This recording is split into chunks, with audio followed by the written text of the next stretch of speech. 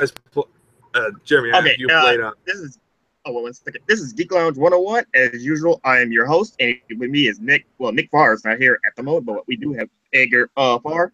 Nick Lance is just eating. Me, Edgar, you can introduce yourself.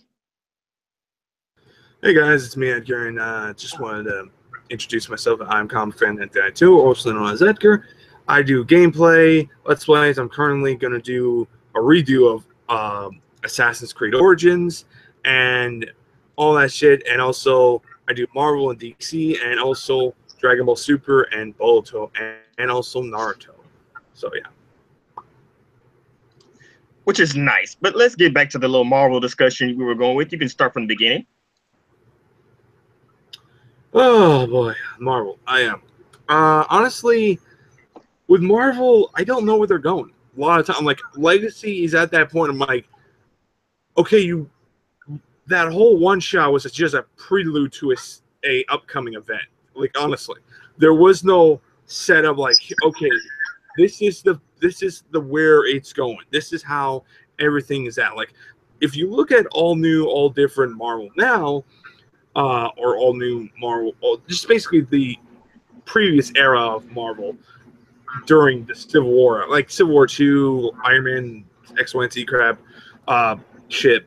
But I mean, like, this era of Marvel, you had a point like, okay, all new, all different. This is how things are. X, Y, and Z. X-23 is the new Wolverine. Iron Man's there. He's the new front man. We're gonna push him. Spider-Man's a villain there. Miles is there. X, Y, and Z. Like, they had like a plan there. With Legacy, it's like, where is this going? You mean with Legacy? Yes, yeah. I'm like, yeah. Where is this whole going? Like, the whole fact of, like, oh, in BC, where the fuck Odin and the first Avengers team fought this big, powerful. What they were facing? I forgot their fucking names. For which one? The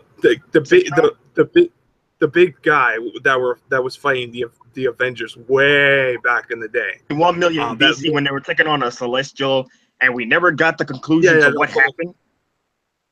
Yeah. Like, yeah, what is the Celestial doing in Earth? What is so like? Oh my god! Like, they had him where, like, this thing just popped out of nowhere. We don't know. We clearly don't know anything, and it's like it just answers.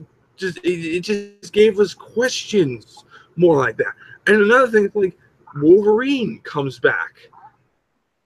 He's been talked about coming back ever since he died. And I'm like, okay, that devalues Old Man Logan. That devalues fucking X-23. Literally just being in here and having where, oh, now X-23 doesn't have to be Wolverine anymore. She can go back to being what she was before, which I don't want that. That's what's the word? A just diminish of that character. And it's just like, I don't fucking get this fucking shit. I mean, like, granted, I get it. They're trying to get the old fans back. They're trying to get the newcomers back. But I'm sorry, if you're trying to please your own goddamn fans, in actuality, you should just honestly just don't give a fuck. I mean, like, personally, in my opinion, just fuck, like, literally, if people buy the book, then keep going.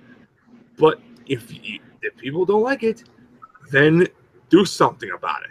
But honestly, like, what they're doing is just, judging by what I'm hearing, according to you and everyone else, people are not buying it.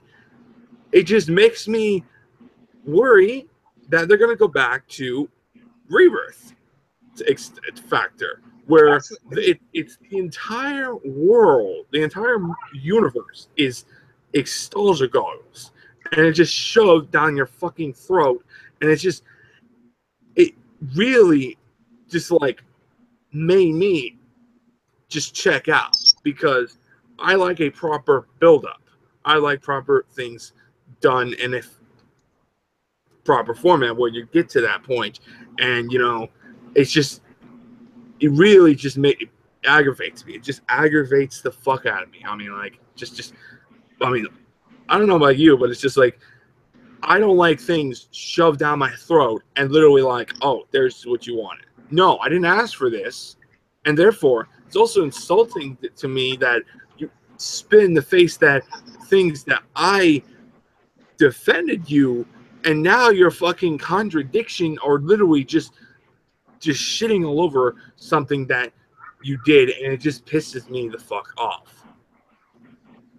And I get it, it's comics and all that shit, but it's just like, again, there are things that you just have to do, and you gotta stick with it.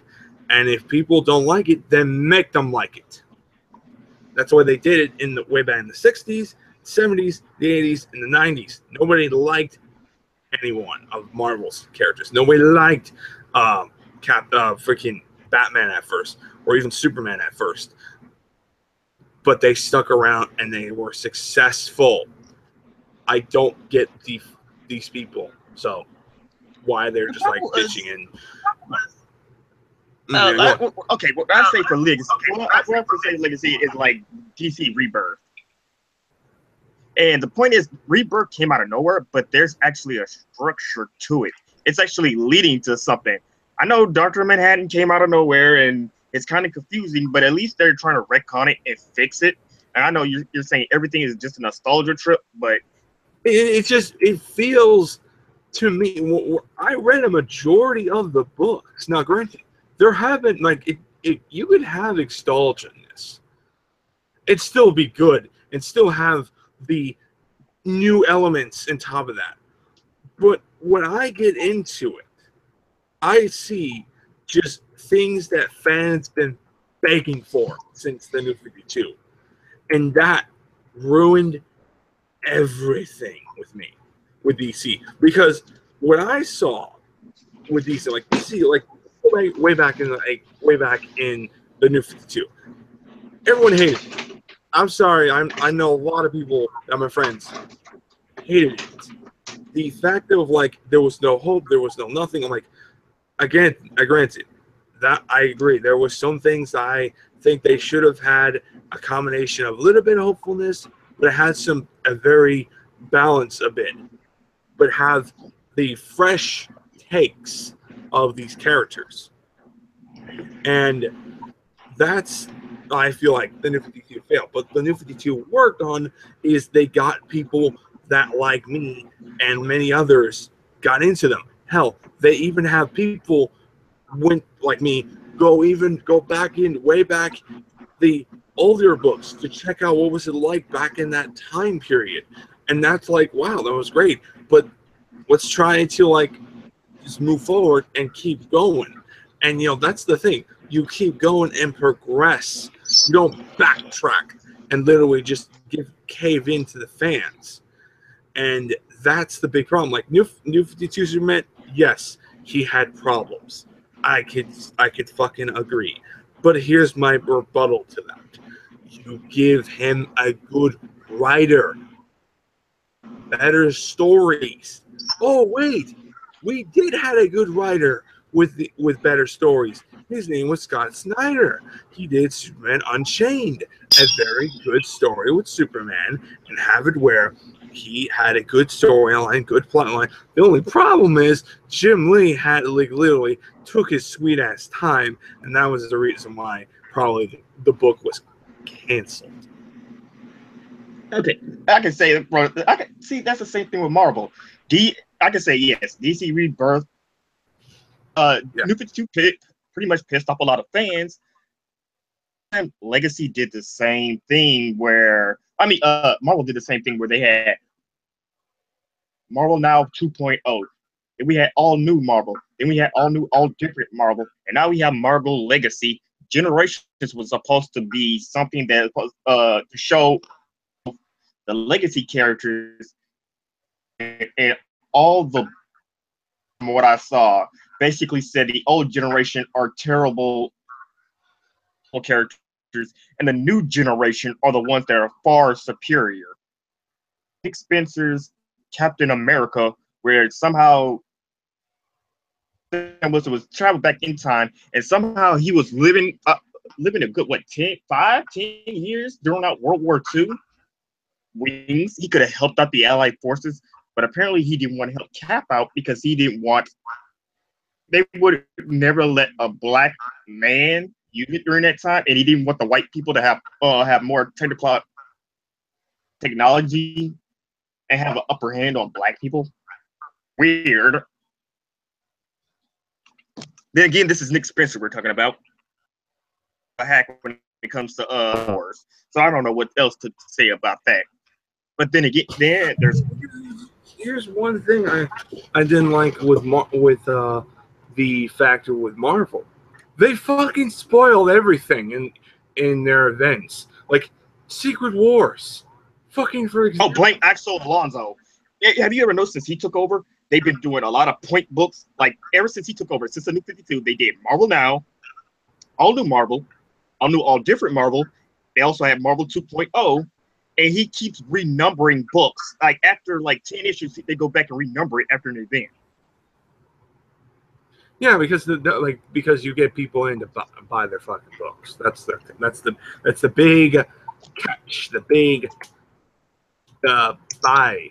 Because you have people like, well, I didn't buy the last series. Okay, let's go buy this one. That's literally the mindset, and it works. It works. You can hate the system, but it works. The problem is Alex Alonso is a terrible editor-in-chief. He has a terrible business strategy. He keeps redoing number ones. Him and Perlmutter, I don't know especially Perlmutter. It was trying to phase out the X-Men because they couldn't use them because Fox, they sold off the rights to Fox, which they did in the 90s because they tried to reboot their universe, and we all saw that it almost cost the death of Marvel in itself. And that was a terrible decision, and they're still haunting over it. One of the reasons why X-Men, Wolverine and the X-Men was canceled because Marvel still had the rights to the cartoon show. The moment they got Spider-Man back, they canceled any Marvel show that was not under Disney or their own. And then they gave us Avengers: Earth Mightiest Heroes. Then they gave us Avengers Assemble, Ultimate Spider-Man. Like I said, it's just a weird thing when it comes to Marvel, and everybody at the top makes really, really random decisions that I just don't agree with. And then there's also the people on Twitter who pretty much lash out and shame the fans they're doing and want to be the villain. I'll just say this. Let's get down to that fucking thing. When it comes to Marvel, when it comes to their fans, yeah. Have you seen Twitter at all? Dude, I've seen it all. But here's the thing. This is the type of company where they don't give a fuck. Like, honestly, they don't. Granted, you may be a fan of theirs, and that's it. But just to say how it is, to say the hardcore truth, they never cared. Ever since, like, I'm gonna bring this for example, One More Day, and everyone dropped the Spider-Man book. Ever since then, they honestly just don't care. They told people like fans, like me and you and everyone, to go fuck off multiple times. So having this being brought up is like, dude, really? Y'all bitching about this? When is it? When you guys been like happening like this has been going on like fucking way long than this shit. I mean, like, honestly, I mean, you know, plus Marvel has a bit of a fat ego. That's the only big fucking problem I have with them as well. Which is I'm like, God damn, would you fucking shut up and just literally keep going and fucking, like, sometimes they cave in. Sometimes they can do it, but they will it where, okay, we'll do what you want, but we're going to do it with a twist. That's how they are. And, you know, you could love it or hate it or not, despite how things are. I mean, personally, with Marvel, when it comes to their Marvel books, I don't like the fact that when they do an event and they bring in the status quo during that event, they spoil the ending, or they spoil like the big, like, okay, one Z character is still alive or still around and all that shit. I'm like, dude, you just literally made your event pointless now. And I was very pissed off at Secret Wars because for me, I was like, I love Secret Wars. The freaking what year it came out? 2014, 2015? I don't know. But it's just like 2015. Yeah, 2015. I like that Secret Wars event. It was a fucking awesome event. The one thing that devalued and pissed me the fuck off is they fucking just spoiled Doctor Doom. Yeah, he's still alive and all that shit. I'm like, what? It was more than that, really. One of my problems with Secret Wars is they should have, the first ever issue should have been a miniseries, like a 4 showing how the Marvel 616 was battling the Ultimate Universe. I kind of disagree on that. Like you were never gonna have like a catalyst type shit like that. The whole factor is like, how we could take down Doom. That was the whole thing, and because he was the big bad boy in the original Secret Wars event, and then you have him where he does it again. They do it again, which is a great throwback to the original Secret Wars, and really cool how they were doing it. But it made things a little bit better, made things a little bit more interesting, where Doom had everything, and he got bored with it. He was unhappy. He was very just literally like, I have everything that I want, but I still feel I still feel he doesn't feel happiness. He doesn't feel satisfied. But yeah, he doesn't feel that satisfaction.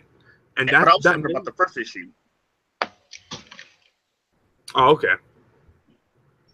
Yeah, that when I said like the first issue, you saw when 616 was battling the Ultimate Universe.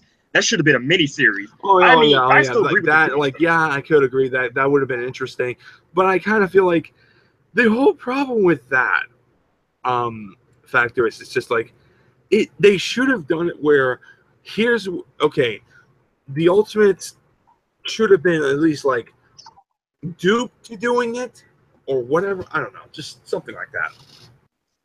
Well, what I was saying is like they were basically running out of time. They had to battle the Ultimate Universe. What I would have liked is for a little mini series to happen before we got that. Then on the first ever issue of Secret Wars,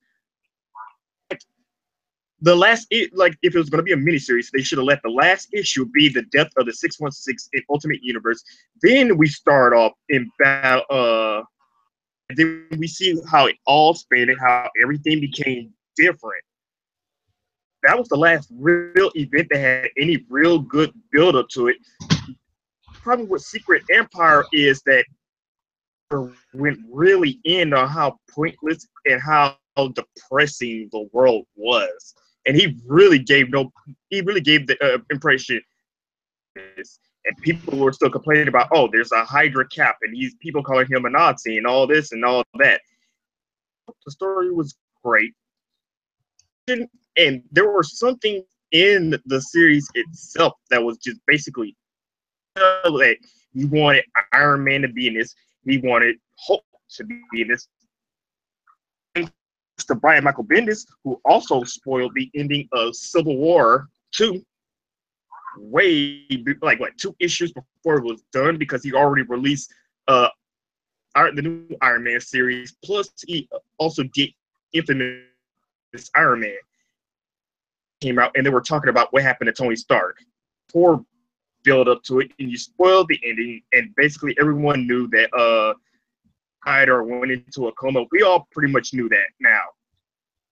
Yeah, and now apparently he's out of his coma. I agree with you. You're finally doing back. Yep. Yeah. And anyway, yeah. So wait, where is he now? Some unknown facility.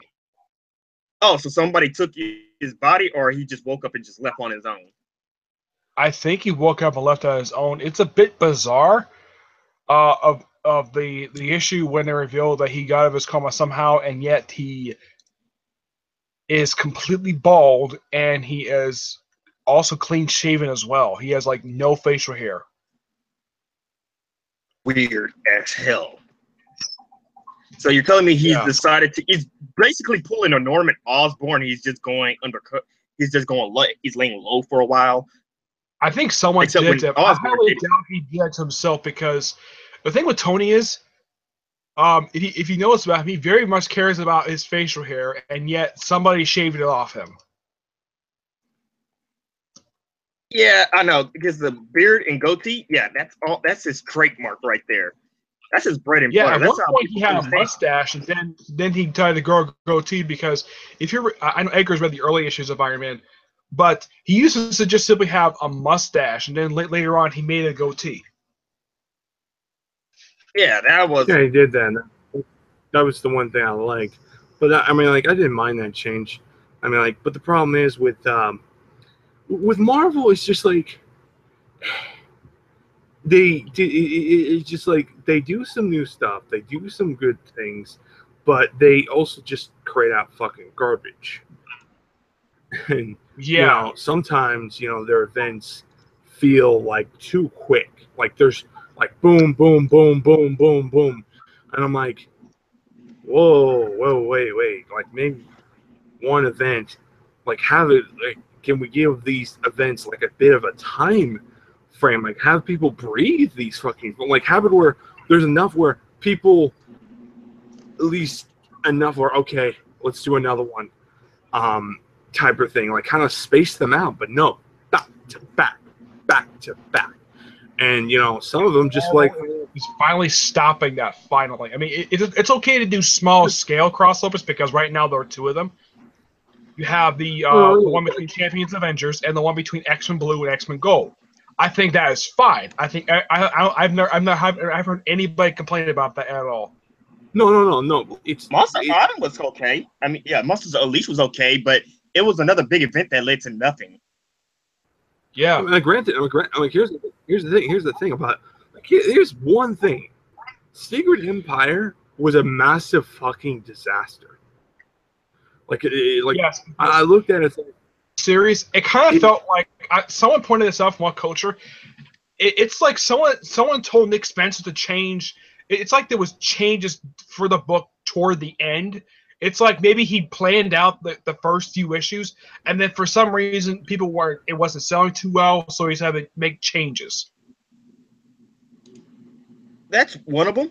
Another thing is because you remember Brian Michael Bendis also screwed him over in Civil War 2, so he had to killed fix off the Tony Hulk. Stark somehow. He put Tony Stark in a coma. Let's see. Oh yeah, and Nick Spencer. Well, he did his own thing of basically killing off characters. He killed off the Red Ghost in Captain America, Steve Rogers, and yet here's kind of the strange thing. People talk about the death of Bruce Banner. People talk about Tony Stark going to a coma, but people don't bring up the fact there was two villains killed off during the course of that crossover. Like the crossover started off with the death of the Jester, off panel, no less. There was a death of a lot of people, and there was a death of a lot of dumb things that went into Secret Empire, like Kovac created another dimension, and apparently this cap that we were looking at, this supposed to be the regular 616 cap. No alternate story, no clone, no twin, no nothing. Yet at the end, we had two different Captain Americas. Yeah. One thing you gotta notice about Secret Empire, have you noticed in all 10 issues, including issue 0 on the Free Comic Day, there's only one death the entire crossover. One. The Black Widow. And yet that's been undone thanks to the Omega issue. So wait, what happened in Omega? Yeah, where somehow she's alive. She apparently killed somebody, and yet Hawkeye, and this is Clint Barton Hawkeye, and Bucky, two women who basically have had relationships with her. Like I think it was Bucky who thought that definitely that was Black Widow, and according to Hawkeye, he didn't think it was because he saw Black Widow die. And now that basically led to the that set up the Tales of Suspense miniseries, which is a continuation of the Volume 1 numbering for that series, which is only going to be 5 issues. Okay, these are all weird changes. Like I say, Secret Empire was a flop. Thing I could praise for some of the for the renumbering for the legacy numbering, a lot of them make perfect sense. I didn't have a problem with any of them except for the Punisher. Amazing Spider-Man, I thought was okay that they included Superior Spider-Man because that was kind of, well, set in the same universe, same writer, and basically 700 did sell that series, so I didn't have really a big problem with it. My only problem is they included Renew Your Vows, the first miniseries. They included that part in it, which honestly, that made no sense at all because that takes place in a different universe, and the only reason why Slott included it because he wrote the thing. That's it. Yes, a lot of things could have been went way better into Secret Empire. It's a flop. It's been proven that it didn't sell. There's still people who still have thick books of all the issues. And like I was telling Edgar earlier, Marvel does not care about its fans. Clearly, we're not the target audience, and they're making the cheap book by. They're not looking at. You gotta know stuff about the tie-ins, like the ones for Sam and Steve. Those were really good tie-ins. So was Doctor Strange. That was awesome. And this basically had suffered the same problem that Convergence and Secret Wars suffered through. The tie-ins were better than the main book. Yeah, and the prelude, all the build-up, Captain America and Captain America Steve Rogers, they were a great build-up. But like I said, it was depressing because Nick Spencer really pointed out that the heroes have lost. There's no point in fighting. And all of a sudden, all these Deus Ex Machinas kept coming in one after the other. This event kind of reminded me of another event Marvel did 6 years ago. Do you remember what event that was? Wait, besides Siege or Secret Invasion? Fear Itself. Who? Fear Itself. The only crossover that Matt Fraction did. Wait, I thought that was in 2010, I think. It came out 2011. Came out 2011. Yeah, 2011. Because I know then after that. Guess which famous storyline came out the same exact time as Fear Itself? Wait, let me guess real quick. Let's see. We had Fear Itself going on. Wasn't Rick Remender also doing Captain America at that point? Yeah, Brubaker was still doing Captain America, but there was one famous crossover event going on the same exact time, and Slott wrote the main story. Wait, is it on? It's not Spider Island. It's not Ends of the Earth. Spider Island. It is Spider Island. Oh, that was the one. Because I'm trying to remember. Yeah, that was going on the same time. And there was one other crossover going the same exact time, though it basically was limited to one miniseries and had like 2 issues of Generation Hope. Schism. Same exact time. Wait, you mean same exact time as in the year, or are we talking about as the same exact time Fear Itself happened? Same exact time Fear Itself came out, because if you look at basically publication date for Schism, Fear Itself, and Spider Island, they all came out the same exact time. 3 concurrent major stories. Oh, okay. I thought you were talking about Schism, Spider Island, and Fear Itself all happened literally at the same time. Yeah, they come up like here. That's kind of the weird thing about it. If you look at, let's say, Spider Island, if you notice in the main series, Steve is still in his super soldier thing, where he's not having Captain America's shield. So clearly, if you look at the event Spider Island, it takes place directly before Fear Itself.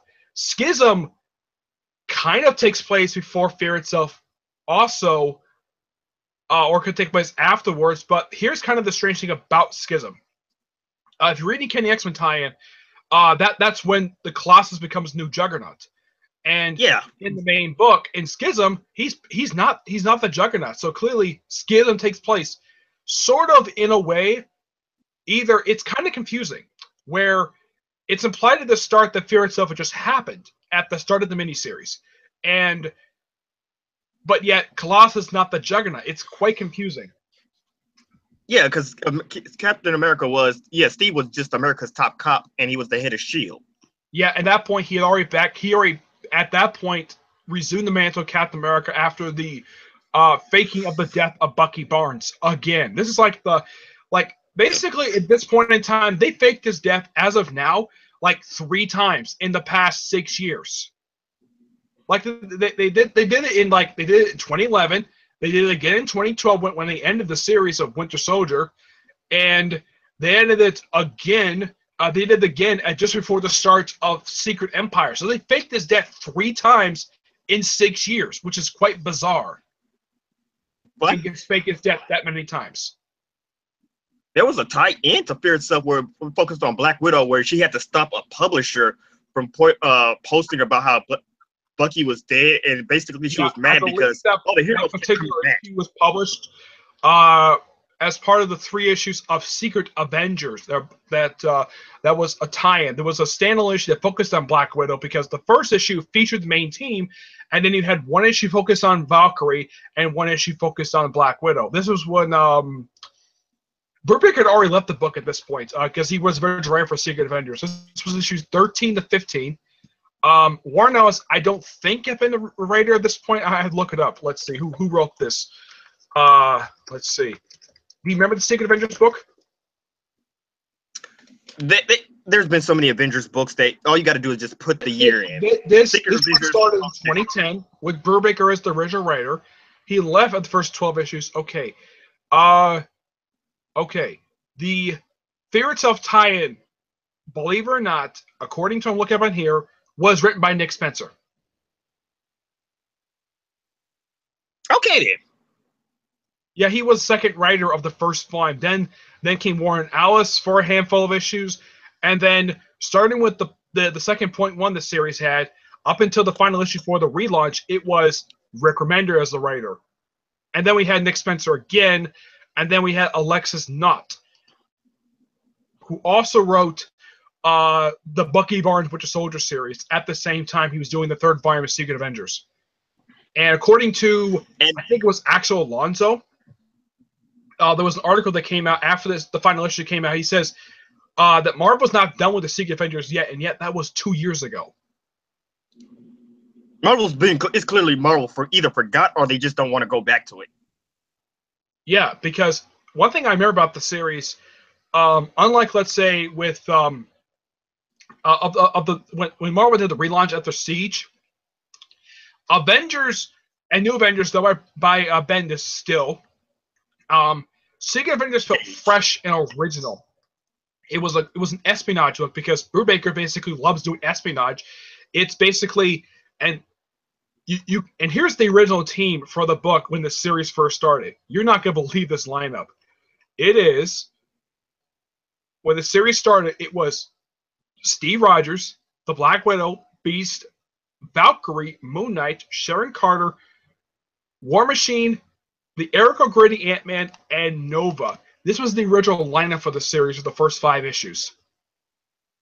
Ryder was still alive at that point.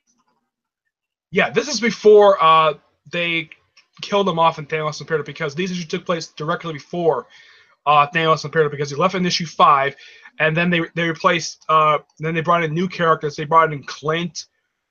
This is after Fear, so they brought in Clint Barton, Captain Britain, the Jim Hammond Human Torch, Hank Pym, and Flash Thompson. Eventually left somewhere during that time. Yeah, and there were 3 people who left the group, and there's no in-story reason why they left. And that was Moon Knight, Sharon Carter, and Rhodey. They left after Warren Ellis left the book because Rick Remender just dropped these 3 characters in the book for no explained reason. Eventually got Fear Itself. Then we got Avengers versus X-Men, and then it sort of started getting better, except for then we had that weird ass. We had a new Thor, and it was weird. Yeah, really the thing with the book was after. Here's the thing with the Avengers versus X-Men when it tied into it. It only tied in for 3 issues, and these 3 issues led to basically you can kind of, if you read these issues, they're basically a backdoor pilot to the Carol Danvers Captain Marvel series. Because Rick Remender resurrected Captain Marvel for the 2nd time, and then he died at the end of the 3-parter. Okay. And then they had it where they fought the Masters of Evil, which when was the last time the Avengers ever fought these guys? Then they fought a bunch of cyborgs trying to take over the world for the last arc of the series before it was relaunched on Nick Spencer.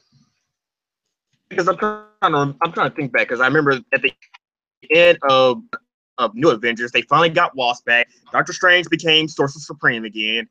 And then that was the end of Brubaker's run for New Avengers. That was in 2012, before That was just before it was relaunched under Hickman. Yeah, and then Hickman finally gave us a direction, and then that's when we finally started building up the entire Infinity story arc. Thing Time about runs out. Hickman's run, despite the fact the book is called New Avengers, it's the Illuminati. I think that because remember it was 2012 or something. Everybody was running around still on the Illuminati shit. So I guess they wanted to chill out on that. Yeah, the Illuminati was technically the New Avengers. Hickman, it was the New Avengers run under Jonathan Hickman. That was Illuminati for the entire 33 issue run. Yeah, and I guess they didn't want to use the Illuminati since 2012, the Mayan calendar, the Illuminati. Everybody was getting really crazy on that government conspiracy. Yeah, and as far as I can tell, after Secret Wars, as far as I know, the Illuminati have since disbanded. They are no longer around.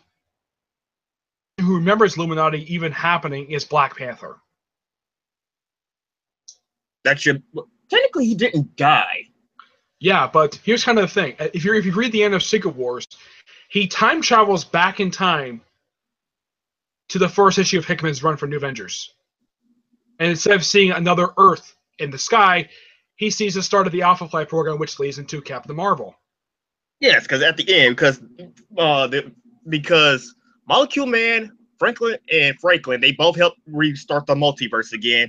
They changed the outcome, so therefore, time runs out never happened. That Doctor Strange and all them never died. Just undid like about half his run for Avengers and New Avengers, but I don't think the entire run has been basically deemed non-canon. It just basically, I would say, just the time runs out issues are deemed non-canon, but when Marvel had it where Avengers went back to its nostalgic numbering, they included the entire Hickman run as part of the. They included the first 3 volumes, the 500 503, the first volume for New Avengers. I'm scratching my head of why. The 4th volume, which was done by Bendis, the Hickman volume, all no different Avengers. The 11 issues of Avengers Volume 6, and that's how they got 672. Okay. Yeah, and here's kind of the weird thing. I don't know if you noticed this. Have you been hearing about the new weekly event for Avengers going to be part of called No Surrender? Because actually, yeah, because they're I'm trying to remember who brought. I know Tom Brady and somebody else was bringing it up on Twitter that we're gonna see an Avenger that apparently it's gonna be like Titan from DC. I forgot. It's gonna be it kind of reminds me of the Technos Imperative. Yeah, it reminds me of Titan because they say we're going to talk about an Avenger. Yeah, and apparently it's going to change Avengers history. But here's kind of the weird thing: Mark Waid is not going to be the only writer of Avengers during this period of time. Also, Al Ewing and Jib Zeb, the guy who currently does Uncanny Avengers. And I feel bad for Ewing because he's truly trying to fix the Marvel timeline and the cosmology. But it seems like nobody else gives a damn. Or Marvel ended it after the 100th issue, Ultimates. Because it seems like he actually tried to put some real effort into it, and then Marvel said no. Yeah, and he actually did something original with Galactus because a lot of the time, I think, with the exception of Jack Kirby, who created Galactus, it seems like half the time most of the writers had no idea what to do with him, except maybe give him heralds. That's it. They don't like I said back then. Even during Annihilation, and then there was the Ultron. I forgot what was the Ultron event called. That was Annihilation Conquest, and that event was the last time Ultron was seen until Avengers 12.1, the issue that was done by Bendis that led into Age of Ultron. Which also was a very weird and stupid and pointless event because it seems like it had no real ramifications on anything besides the fact that Galactus went to the Ultimate Universe. It brought in Angela from Image because apparently the creators of Spawn just can't seem to be buddy with each other. Spawn was created by one person. From what I've heard, it's that Neil Gaiman sued Tom McFarlane over the rights to Angela. He won, Yeah, and that's the whole and then thing. sold the character to Marvel. And if you notice, if you ever read the early issues of Guardians of the Galaxy when Angela is on the book, Yeah, when she first came Neil in. Gaiman is credited as co-writer of the book, even though that, from what I've heard, he was there as a consultant. Okay, so yeah, because I remember, Neil Gaiman and Tom McFarlane kept going back and forth how Spawn and Angela, the creations, who was all gets credit, like Bob Kane and Bill Finger. Bill Finger. Yeah, As far it's as Spawn is concerned, even Neil Gaiman can basically accept the fact that Tom McFarlane created Spawn. It's all Tom McFarlane. But in the case of Angela, they both share credit for creating this character. But Neil Gaiman is listed first in the credits to creating Angela. Then it's Tom McFarlane, because Neil Gaiman was listed because that issue, which Angela first showed up in, McFarlane did the artwork, Neil Gaiman did the writing. but it's still a collaborative idea. Like Stan Lee and Steve Character Ditko. that's famous associated with Spawn made his debut in that issue. It's the guy who was Spawn before Al Simmons was. Hey, Tavia. Also, please put your headphones in before you get on, Tavia. Okay. Like I said, it's like with Stan Lee. I opened up the Marvel book. I just got the Marvel's updated encyclopedia for Spider-Man. I was reading through it, and my God, when I say the Stan Lee ego stroke, I don't know who wrote that. I don't know if it's Stan Lee himself who personally told him to put that in or anything, but he ego stroked himself talking about how he created all these characters like the Hulk, Captain America, the Avengers, Doctor Strange. Yeah. They talk about he did all these mini characters, but the one person that sticks out is always Spider-Man. And I'm wondering, wait, but you only helped create some of these characters. You didn't just come out with any of this. Yeah, like Jack Kirby and Steve Ditko. Yeah, but there's one character which Stan Lee himself basically has said that it was entirely all another person's idea, and that's Doctor Strange. According to an interview, I heard that basically Steve Ditko's idea. Yeah, and he had full all the ideas thing, but yet Marvel credits both Lee and Ditko for creating Doctor Strange, which is weird. Because look, remember, Stan Lee was at the top of his game at the time, and he also was ignoring the Comics Code of Authority. That's how we started getting more darker series into the comics. And I guess Marvel wanted, since he was the top guy, and he was going to, I think he was about to become editor-in-chief at the time, because I know his uncle was editor-in-chief. Actually, here's kind of the thing about that. He actually had been editor-in-chief since took a brief break. So he can have a stint in World War II. He didn't actually fight in the war. He was more like being a writer for the army, like doing like propaganda stuff. And then after the war ended, he went back to Marvel, resumed his stint as editor-in-chief, and he was editor-in-chief up until the 1980s, where I think that's when they handed off to Jim Shooter. See, that's the thing about Stan Lee's career is he's really vague when it comes to a lot of things. Like but as far as I can tell, when it comes to creating characters, from what I've heard publicly, credit with a lot of people when it comes to creating characters, like in the case of Spider-Man and Doctor Strange, he shares credit for creating these characters with Steve Ditko, and along with the Rogues Gallery. Yeah, but when you hear about it, it's kind of the same thing with the other characters. I mean, the only character you can definitely say that he has nothing to do with his creation is Captain America. The only thing he did for Captain America is he gave him the Red Skull, the most definitive version of not the Agent one who appeared in issue 1, and give him the circular shield. Can you let's go like I said, at the moment? Wait, what? We're doing all Marvel discussion, Tavia. I know, but isn't Let's Go currently dead at the moment? Because... Oh yeah. Yes, see, well, I think he is, but for some reason I have no idea why this was.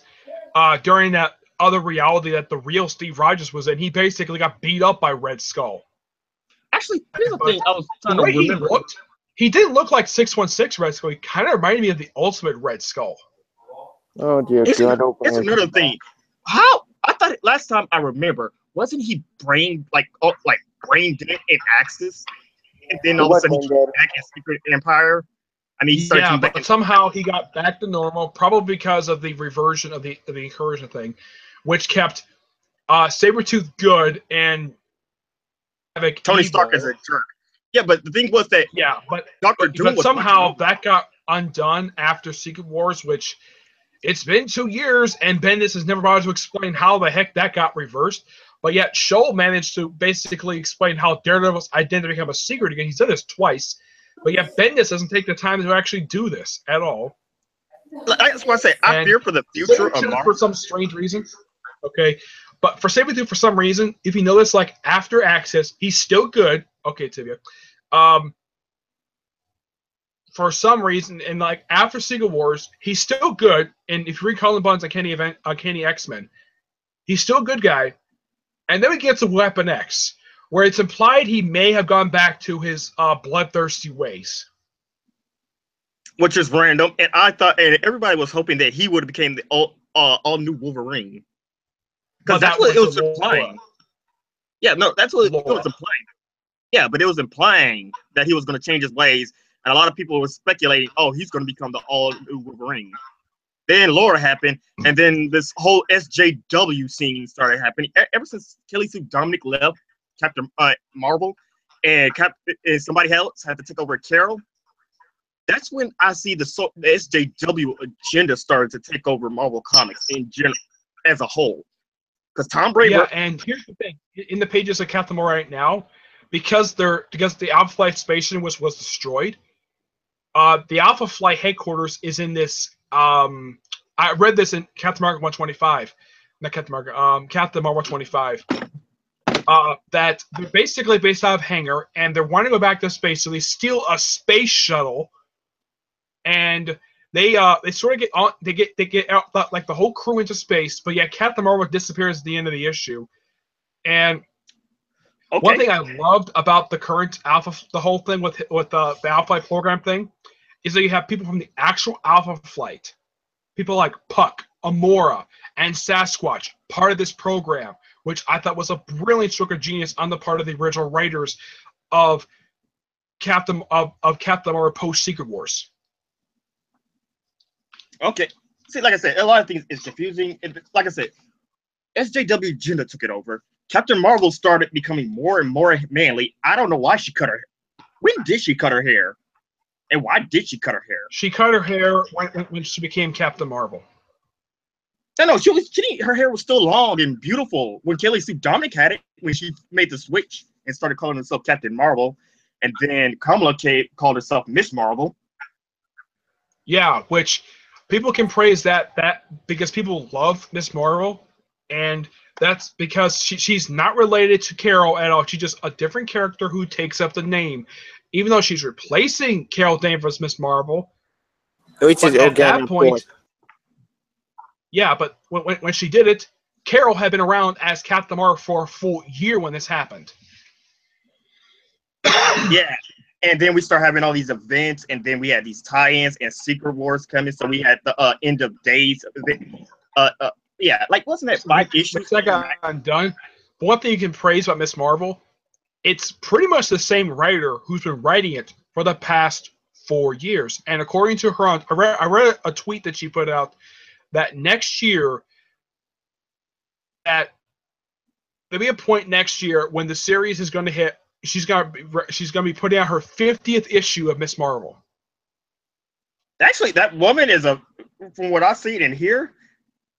She's not a very good. Well, she's okay. Religious beliefs. She's basically an Islam. Apologetic. It's like she's apologetic for somebody.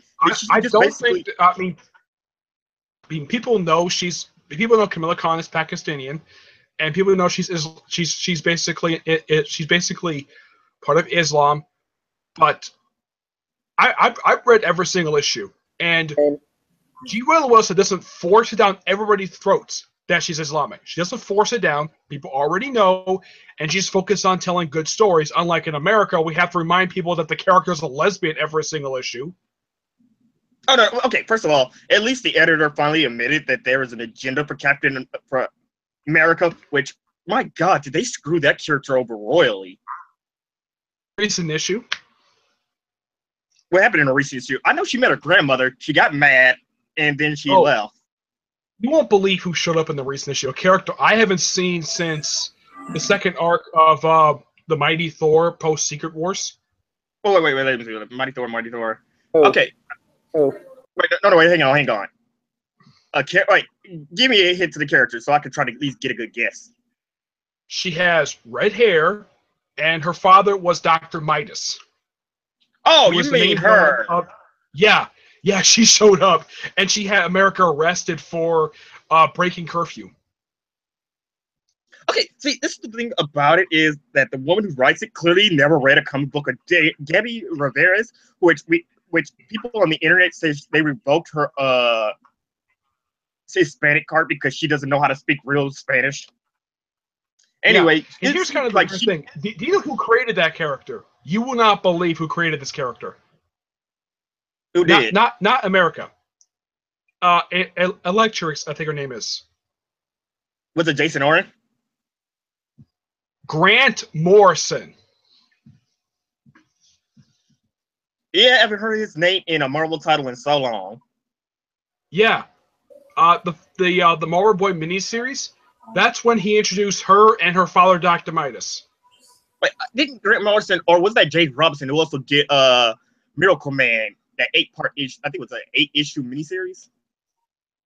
It's a different person. Grant Morrison had nothing to do with Miracle Man at all. The only books Grant Morrison did for Marvel was New X-Men and Marvel Boy. That's it. I remember, no, there was this one title they said Grant Morrison did because he wanted to pay homage to, I think it was a Jack Kirby character. I'll say this right now. I'll just say this. Let's say this right now. For Thor comics, dude, he's already fucking planning out some storylines set on stone for 2018 for Thor. Wait, Grant or Jason Oren? The writer for Thor? Jason Oren. Jason Aaron. Because he wrote like 300, I think he wrote like what? Over 100 some issues of Wolverine. Yeah. Well, actually, he wrote, let's see, 20 plus, I think it's 18. So he wrote roughly 48 issues of the main Wolverine comic book. Okay, I was trying to remember because he wrote a good chunk of it, and I also loved his astonishing Spider-Man and Wolverine comic. Yeah, and Thor 700 is the second two book he's ever done. Go Edgar? Was Wolverine 300. Let me go on. Okay. But yeah, I'm just making it quick and brief. He's already have plans for Thor for 2018, and I'm expecting to get to see a lot of Jack Kirby Thor villains. Like that, they brought that one villain from Thor that's going to show up in 701. Yeah. He might die. Which we haven't seen him like years. Is she gonna die? Yeah. Maybe she might die because there was a teaser image of Thor getting a gold, basically going to what kind of looks like his Jack Kirby look in a way. But the hammer is gold instead of silver. Well, all I know is that apparently she doesn't want to get treated with magic or anything to get rid of her cancer, so she's just going to let the cancer kill her. Yeah, which honestly makes no sense. And here's kind of the weird thing: when she's in her normal form, because she's having cancer, it's like whatever made her hot originally, she just looks kind of ugly. Yeah, because she's right sick, now. pale, she's bald. Chemo is got rid of all her hair because of chemotherapy. She's dying. Yeah, that's why I've heard chemo does, because I actually know somebody at my church who's going through chemotherapy right now. Yeah, and they said it's a horrible feeling. My cousin's dad went through it. It's horrible. You vomit a lot. You lose hair. You feel sick. You don't want to do your body aches. Interesting about Jason Aaron. If he knows for Marvel, with the exception of Thor, he left Doctor Strange at the 20 issues, and he just ended his run for Star Wars. Actually, I wanted to know, when did he just stop doing Wolverine and the X-Men in general? When did that just stop? When he stopped doing the Wolverine solo book, he stopped doing that in 2012. Wolverine the X-Men, he left that book in 2014. He left that roughly 3 years ago. The last X-Men book he ever did was the first arc for Amazing X-Men. It's like the man is gold I have when it no comes to certain idea. characters. When he was at a con I went to, but I missed him. He was at Meg Orlando, and I completely forgot to go and meet him. But if he is at con again, I will ask him why he left. As far as I know, aside from doing Thor, the only book he's doing is Southern Bastards. That is it. Yeah. I mean, And look at someone like the other person who does the Star Wars books, who's now doing 2, Karen Gillian. Aside from, well, he's doing Star Wars now, he's doing Dr. Aphra. As far as I know, he's not doing any other book. I can't think of any independent book he's doing now. Can you think of any independent book? No, because I'm not really on the independent side much. Mostly just been with DC catching up. But we look at Charles Show. Show does Poe Dameron, Darth Vader, Daredevil. Trying to think, what else does he do? Oh yeah, he does Astonishing X-Men. Ah, nice. But right now, the one thing I would say about Jason Aaron is I really wanted to see the outcome of that freaking 1 million Avengers DC in that Celestial. I really wanted to see the rumor that might be addressed in No Surrender, which the main Avengers book is basically going weekly for 16 weeks, and U.S. Avengers and Canadian Avengers are going hiatus for a few months. Okay, a U.S. Avengers, is there a real point to that book? Because it seemed like they're just there just to be there. Now, here's kind of the weird thing. The current arc has a team going to space to find Cannonball, and Cannonball is in a place that looks like a combination of Archie and Happy Days. Like I said, it's really, really, really weird this because alien is basically obsessed with the 50s, and he basically has shapeshift. And here's the thing: these aliens are Skrulls. Okay. Freaking Skrulls. When was the last time we saw them in a comic book? People don't care about the Skrulls anymore. In fact, they have technology to detect whether or not you're a Skrull. Here's the interesting thing. Speaking of the Skrulls, they're going to be in the Captain Marvel movie. Interesting. So we can get Skrulls. And the movie's taking place in the 90s. And I have heard there's a reason why she didn't help out during Avengers, the first film. Because she was out in space at that point. Well, yeah, there's a lot of things going on. Like, there are people also still asking. Explain why, and if you watch Doctor Strange, they explain why the Mystics that will basically help train Doctor Strange, why didn't help out the Avengers.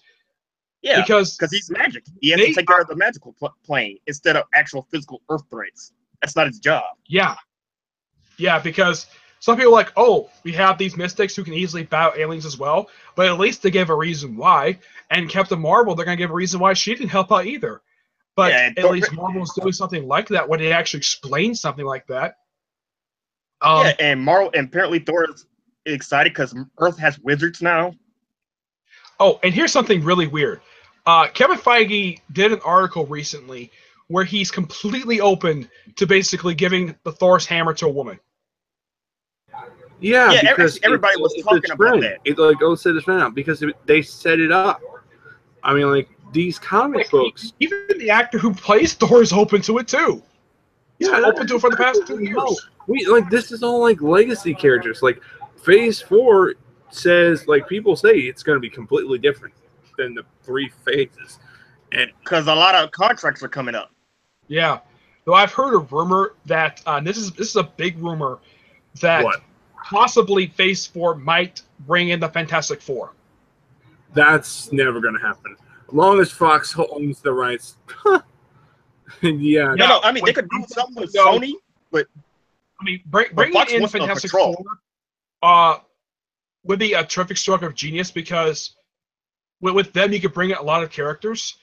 But like Galactus, we can't get Galactus. You have someone like Ronan. Yeah, you can't bring Galactus, but if you did, but if you look at, let's say, Ronan the Accuser from Guardians of the Galaxy, he first appeared in a Fantastic Four comic book, and yet somehow, and this is weird, when James Gunn got Ego, when they put Ego in Guardians of the Galaxy Volume 2, apparently with the Fantastic Four for some reason, and they traded Ego for Negasonic Teenage Warhead.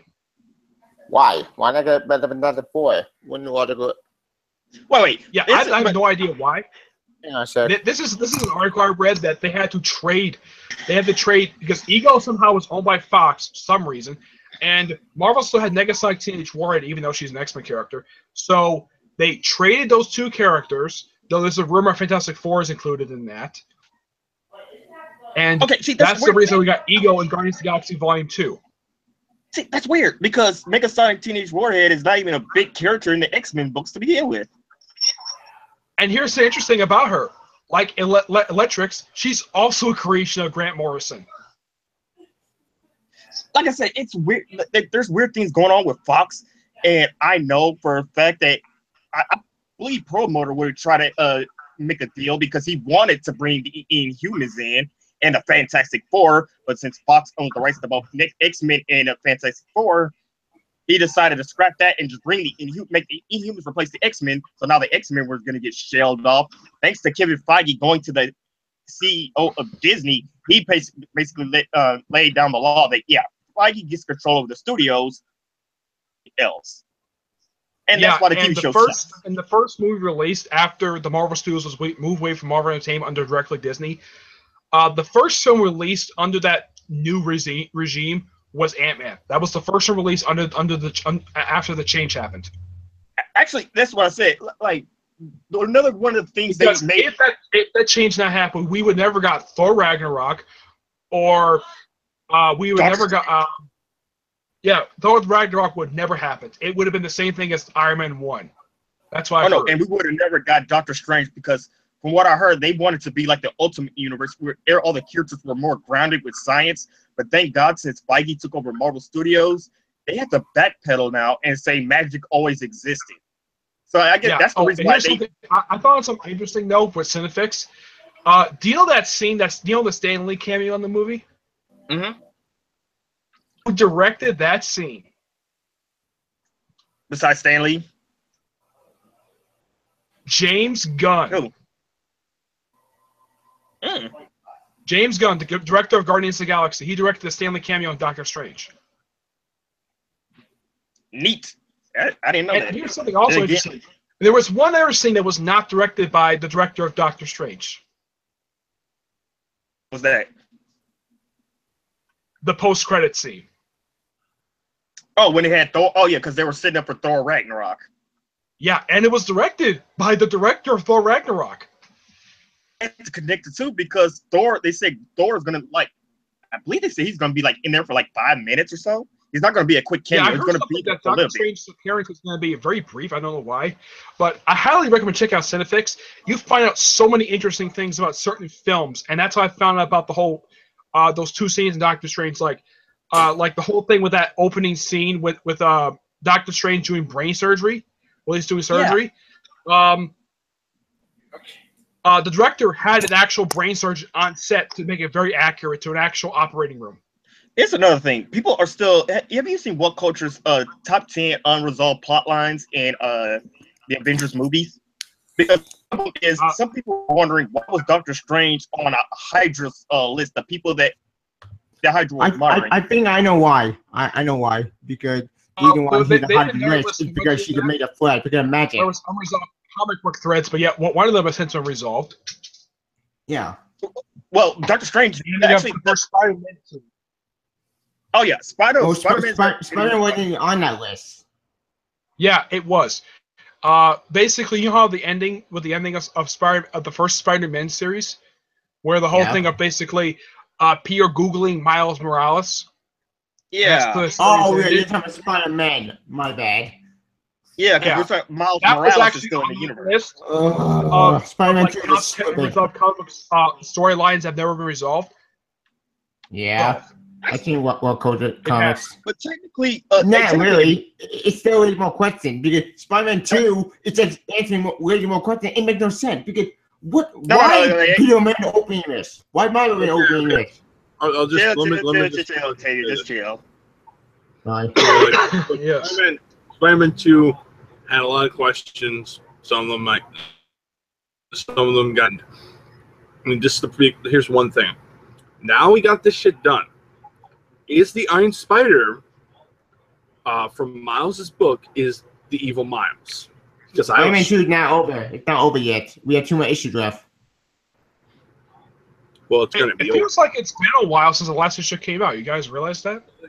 Yeah, it's been a while. I know, but here's the thing: Tevye, I'm going to say this right now.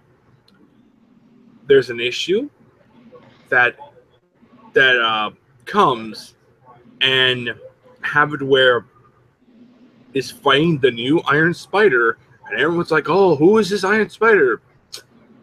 I have a big feeling it's going to be the Evil Miles. If it is the Evil Miles, then that would make Spider-Man 2 completely pointless because no. You don't get it. That would make the Miles one a new villain. Interesting idea, but as I mentioned before, when the point of Spider-Man 2 would support the answer when and basically end this threat, if you can keep them going, then that would make that the whole point of Spider-Man 2 is literally who is the 616 Miles. That's number one. Two, once we establish who he is, what we're going to do with him, make him a villain for the Miles that we know. Kind of replace for Venom. It's a plot line. For Spider-Man 2, September 20th. It's past September. The next issue doesn't. Yeah. For some reason, next issue didn't come out this month. The next issue comes out November 8th. What? That doesn't make any sense. Why delay it? No. Tell me, delay issues. It's mostly artists. Most likely, it's just artists.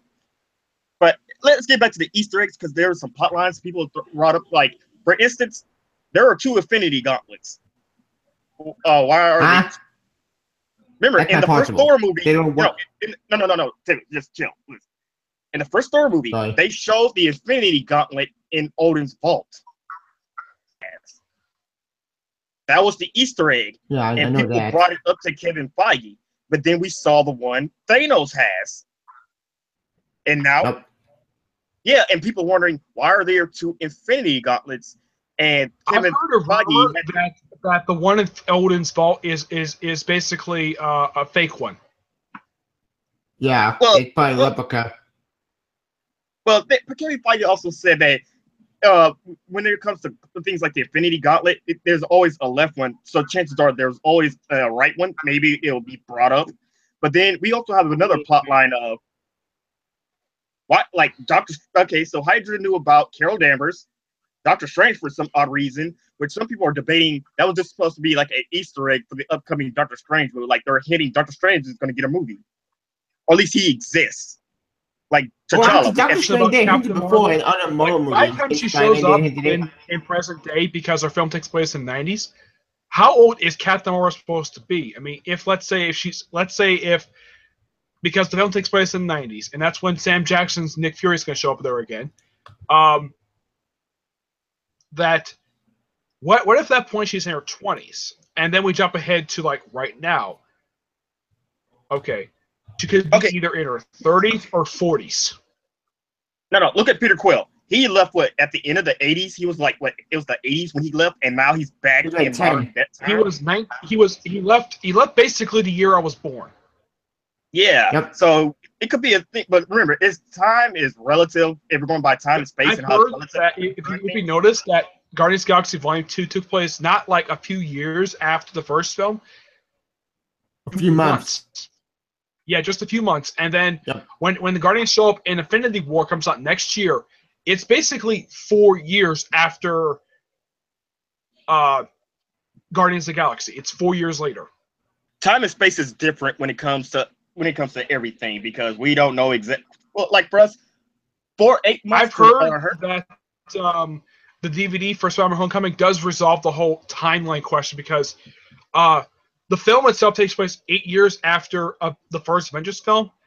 So people are theorizing, does it take place in 2020? Even though the film takes place a few months after Civil War. Yeah, it takes place a few months after Civil War. So I do have a theory about how the films work.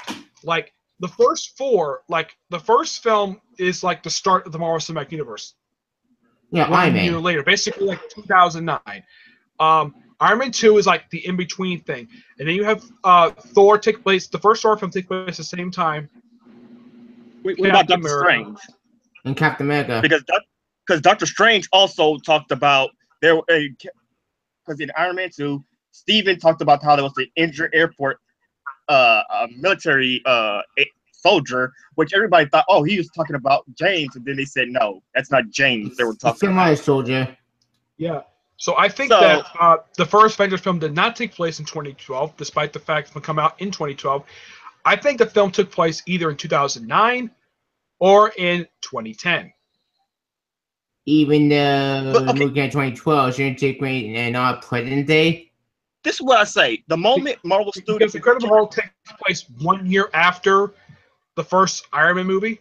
So that's probably like 2009, because you can probably assume that the first Iron Man film takes place in the year it came out, obviously. And this then you have Iron Man 2 and 3 filling that little gap between, because Iron Man 2 and the first Thor film take place concurrently of each other. So you can kind of squeeze those two in there. And then you have like Captain America possibly, and this is just the theory, either the film takes place either before or after Incredible Hulk, and then Avengers takes place right after Captain America First Avengers, the present day stuff. Wait, you're talking about Captain America, the Winter Soldier? Or First Avenger? No, the First Avenger took place. First Avenger took place back in the World War II, yeah, and then Captain America, the present day stuff and first present day stuff. I think that takes place because if you look at the way the film ended before the post credit scene, I think that last scene takes place directly before the first Avengers movie. Oh no, it does. It takes because the Avengers happened right after that scene. So no, it takes place. You probably say that the film itself takes place after Incredible Hulk because Thor takes place before Incredible Hulk. So Avengers takes place in 2009. Okay. Or maybe 10. Because Thor and Iron Man happened at the same time. Because they mentioned in Civil War that it's been 8 years since the first Iron movie. So either that Spider-Man Homecoming takes place either in 2016 or 2017 or even 2018, but definitely not 2020. You time when they confused the code Deadpool for a sec. No. You time when they confusing. No. See, this is what I think. We should go by what I would say go by the Kevin Feige timeline when he finally got Marvel Studios under himself. Because remember, Pearl Mutter was also involved in the Marvel movies, like how. Oh yeah, fuck. Terrence Howard. That's how Terrence Howard got replaced. The guy who was always super paranoid, the guy who basically doesn't want to get his picture taken, even though there's only one available. Yeah, like the guy is scumbag. Yes, and he's cheap. Yeah, there's all kinds of stories like how he's cheap. I heard one person describe them as Captain Cheap. Yep, look at the Inhumans. That's cheap as hell. No, they said when you go to the Marvel HQ, even though it looks nice on the outside, like for an outsider's standpoint, they say for the writers and stuff, it's a horrible place because they have to fight. They literally have to fight their other coworkers for basic work supplies. What the?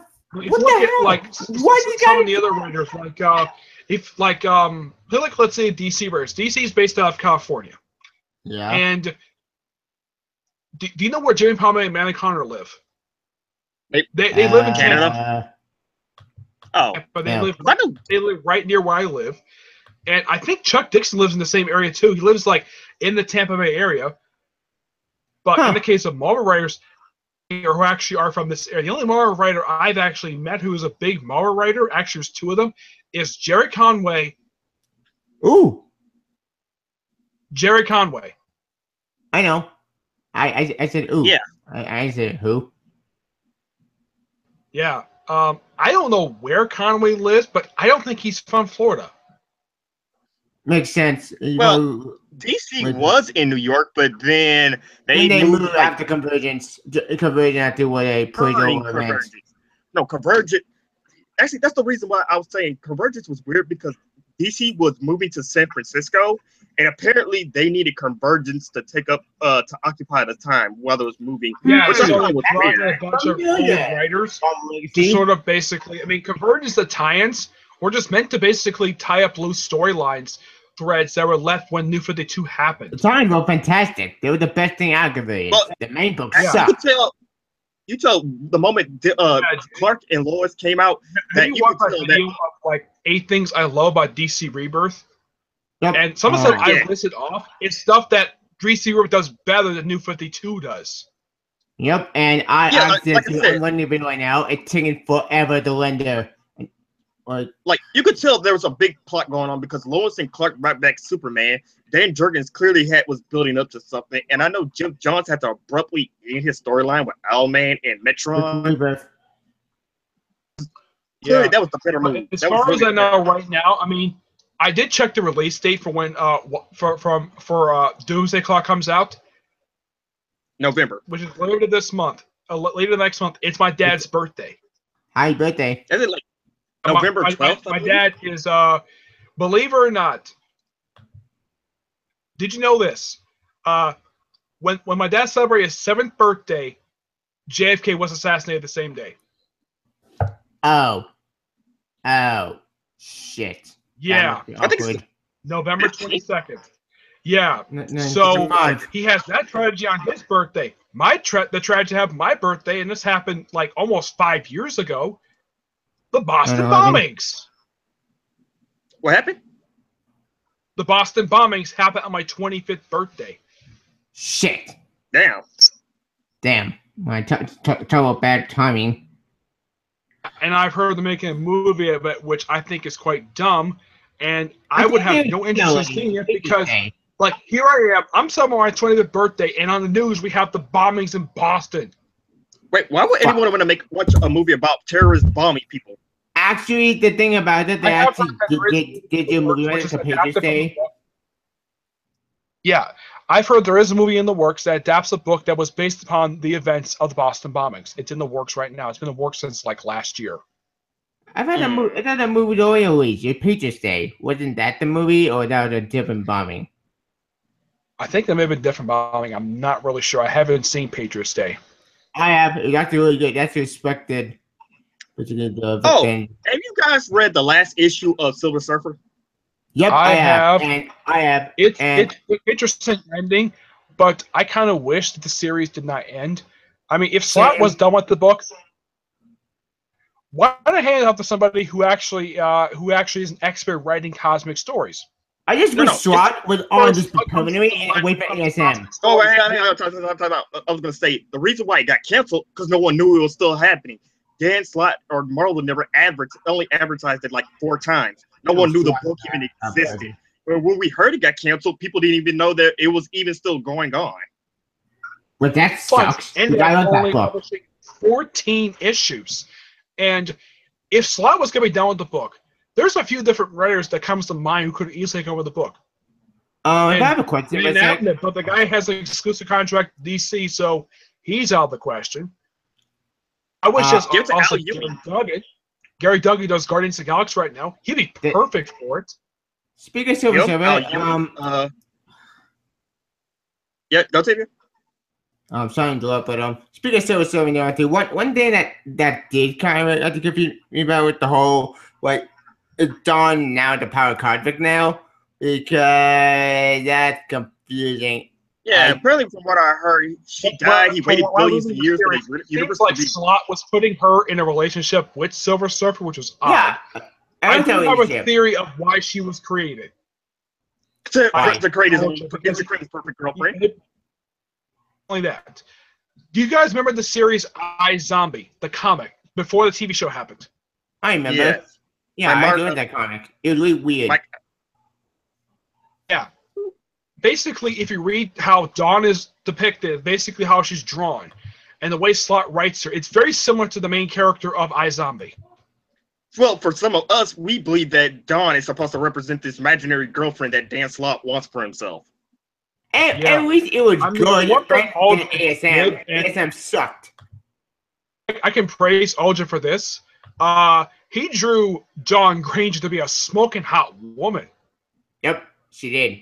So basically, the problem with the book is... Yes, Mike Roach is a guy. Yeah, the problem with the book is... Damn. No one never knew it came out. No one cared because Dan Slott never advertised it. He'd rather talk about his petty politics or how there's this anti-SJW crowd who are harassing people. We're just talking about his Spider-Man book, which His Spider-Man book, he's sucking. It's pissing me off. Oh no, he's basically pissing people off at this point. He's willingly pissing people off. Why? Yeah. Why is he on this book? Having a strange theory because we have the Spider-Man Deadpool book, and that's not going anyplace because Deadpool is popular. But the Spectacular Spider-Man book, I'm having this funny feeling. This book is probably outselling Amazing Spider-Man, right? It probably is, correct? I don't know. I haven't checked the sales. I'm sure it is, but I have this funny feeling. The same treatment as Venom and Scarlet Spider from a few years ago. Actually, this is probably the lowest Marvel has ever had selling points. Like Black Panther, this is the lowest Black Panther, Miss Marvel. They're all selling under 20 to 10,000 copies. If they're underselling, why did Marvel just cancel all the books and just, I don't because know, there's an agenda. Because there's an agenda. Because everybody's a freaking white knight on Marvel. Tom Brevoort, Dan Slott, Mark Waid. My theory of the reason why Marvel's not going to cancel Black Panther because they need the book to promote the film come out next year. Why every book need to promote the movie? The movie should be on there. It's so stupid. Because the comics have to follow the movies. It's the other way around. The movies don't follow the comics. But the comics they have to be there. Like, let's say Jessica Jones, when she got her series back last year, theorized this book should release before the Jessica Jones series came out.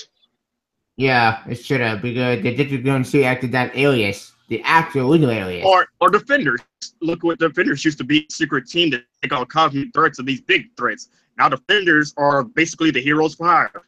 I'm fine with that. Yeah, but here's the thing about Defenders. They're different from the Netflix version because the Netflix version was brought together to fight the Hand. Yep.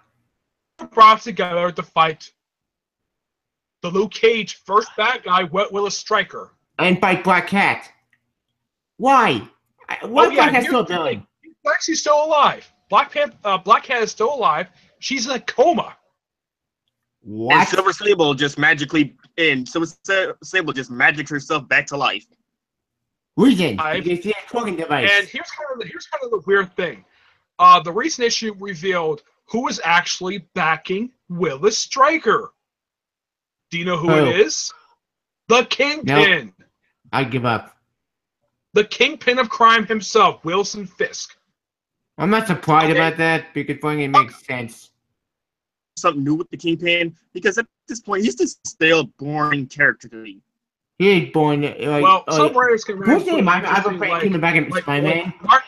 Lately, Mark Waid wrote to be an interesting character in his run during his last issue he did for Daredevil.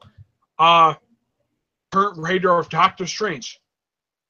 How has SHIELD not arrested this man yet? SHIELD's gone. They know I know now that it's being dismantled because of thanks to Cap and all the other crap. And the Cap Hydra.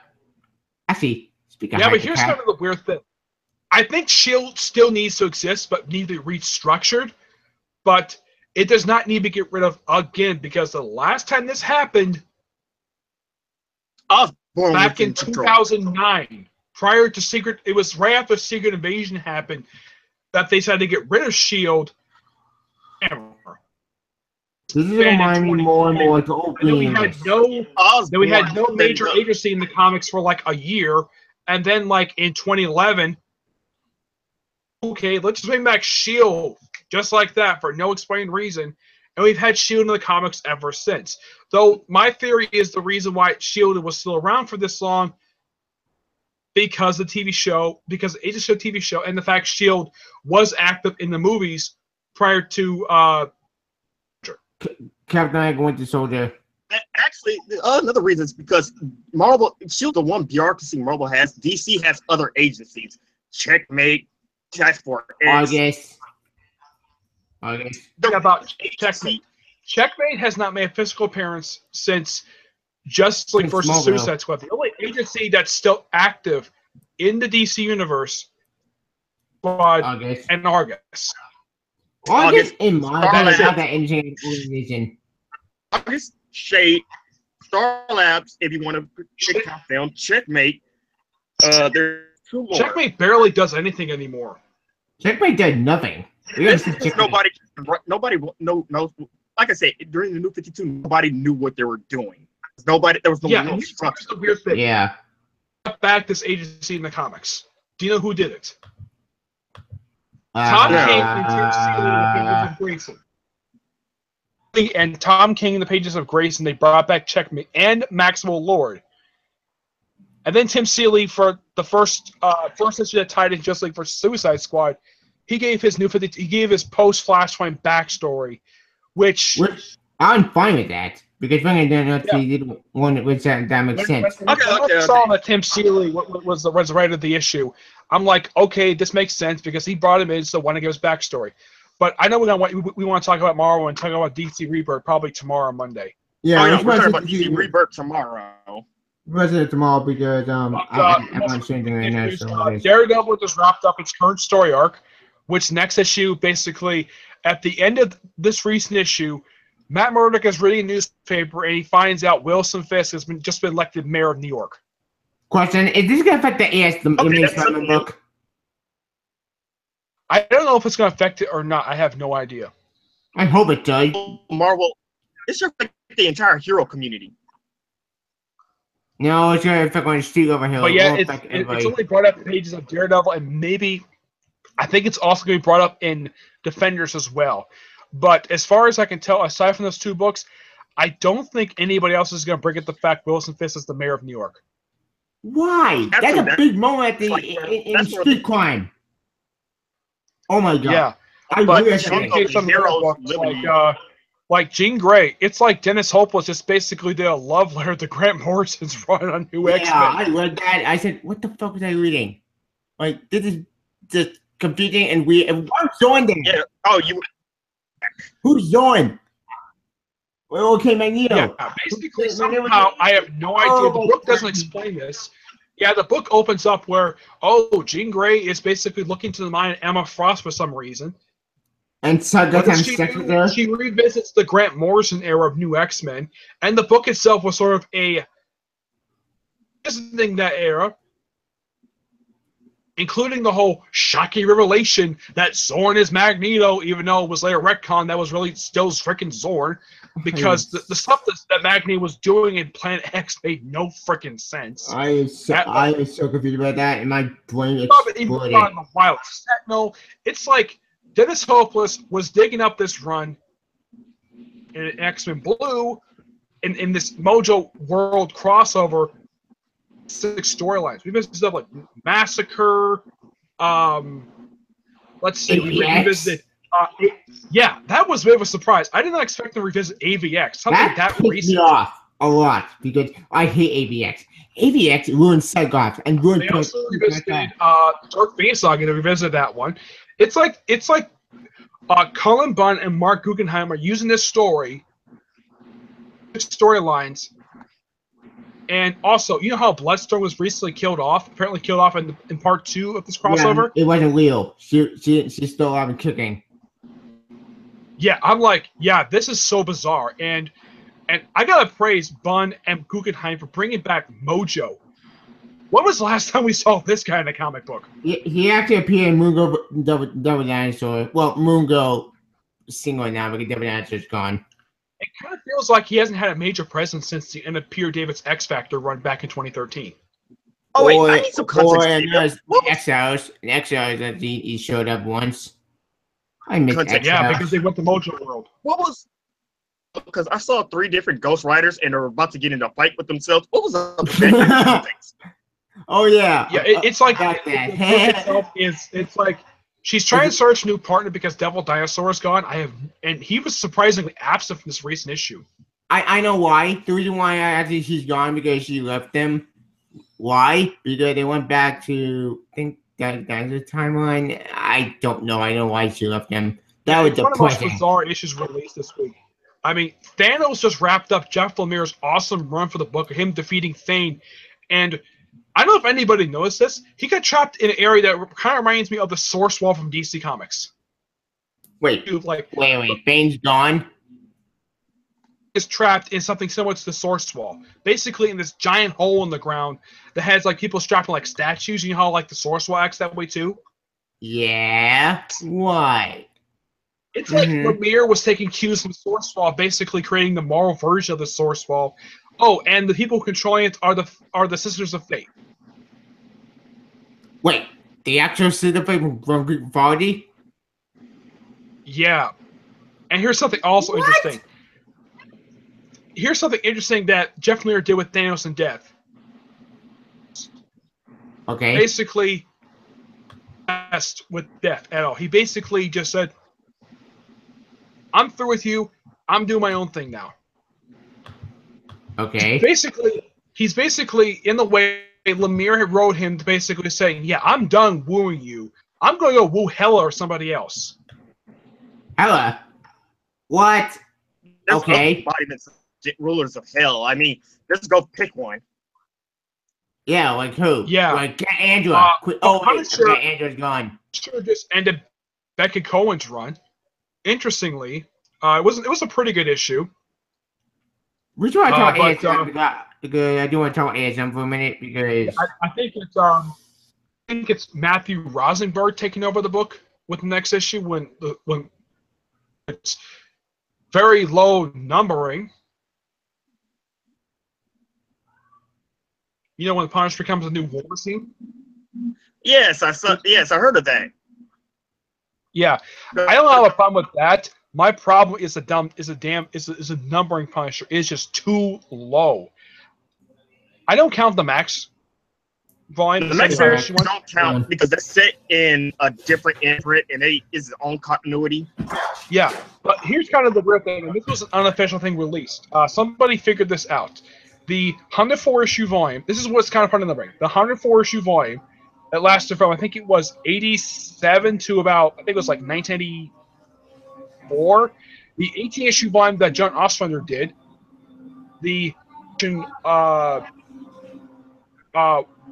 Punisher War Journal. The first 16 issues of Rick Remender's 21 issue run for Punisher. And the last 3 volumes that come off of Punisher. That's what's included part of the numbering. The Stephen Grant miniseries, not included part of the numbering, which I think is stupid. And the 2 volumes that Warren Ellis did. Numbering. Well, like I said, we're inflating numbers just to get that big old, one, yeah, 2? I get the fact you want to get a chip with this number. But I've taken a head count. They're way off. By about, I think it's like 30. It's like 30. I think it's like 33 issues they're off. How many books are actually numbering off? Because I know ASM books are off. Speaking of ASM, I do forget to get to this minute. Sorry to interrupt, but why did Peter fight? Not I know what the fuck. Human Torch again. I am tired of Peter fighting on a hill. I'm tired of Peter acting like an idiot. I'm tired of it blaming Peter. The last time he fought the Human Torch like this in the Baxter building was 2 years ago. Yeah, in the first arc of post-Secret Wars. And for some reason, I don't know why. Yeah, so he put the building up for sale just so he could pay off some lawsuit. I'm like, George is rich now. He inherited Reed Richards' money. Couldn't he just sell it to Johnny Storm? That's there was nothing wrong with him selling to. Yeah, I wonder that too. Like, okay, and also he damaged the statue in the lobby. You know that Fantastic Four statue that was commissioned by the Peter Parker Commission, Alicia Masters to build. Yeah, good job, Peter. You idiot! You destroyed a great statue. Oh, here's another thing. Haley I believes them, and Crash leaves, escapes. Peter, are you a moron? Stop acting the idiot. Screw Crash. Yeah, and Clash is back. Yeah, I'm like, okay, where the heck have you been? Last time I think I may have seen him Civil War was... 2. Yeah, I think it was Civil War 2. It feels like it's been a while since I've seen Clash. I hate Clash. I want him to go away. He's a stupid villain that's so boring, so pointless, and just like Mr. Negative. They're both boring villains. It made it more interesting if he was a hero, not a freaking villain. Deadshot just needs to get the hell off of Spider-Man in general. Agreed. Him, Chip Zdarsky. The rumor I'm hearing that I think this is really weird. I think it was you who told me this, Jeremy, but I'm not sure who. That Nick Spence apparently is taking over from Slott. So Yes, hope he apparently does. he's saying that he's claiming that on Twitter. I don't know how much of that is actually true or not, because Dan Slott I is hope he also does. going I back mean, there are and forth. plenty other people who could take over the book aside from Nick Spencer. Like, Conway. I wouldn't mind it if somehow Brian Michael Bendis would take over the book, but the guy's got too many books to play No, Spider-Man. it will kidding. I like Bendis, but I don't want Bendis to take over anything because my boy, this book is sucking, and that sucks because my. I hate Bendis told all the stories he wanted to If you tell. want to pick one person who could do it, and he's only doing like one book at Marvel now, what if David Walker took over Amazing Spider-Man? I can see that being a good idea, or get good Commando ASM. Like, put Reno Vast Cannon into main ASM book.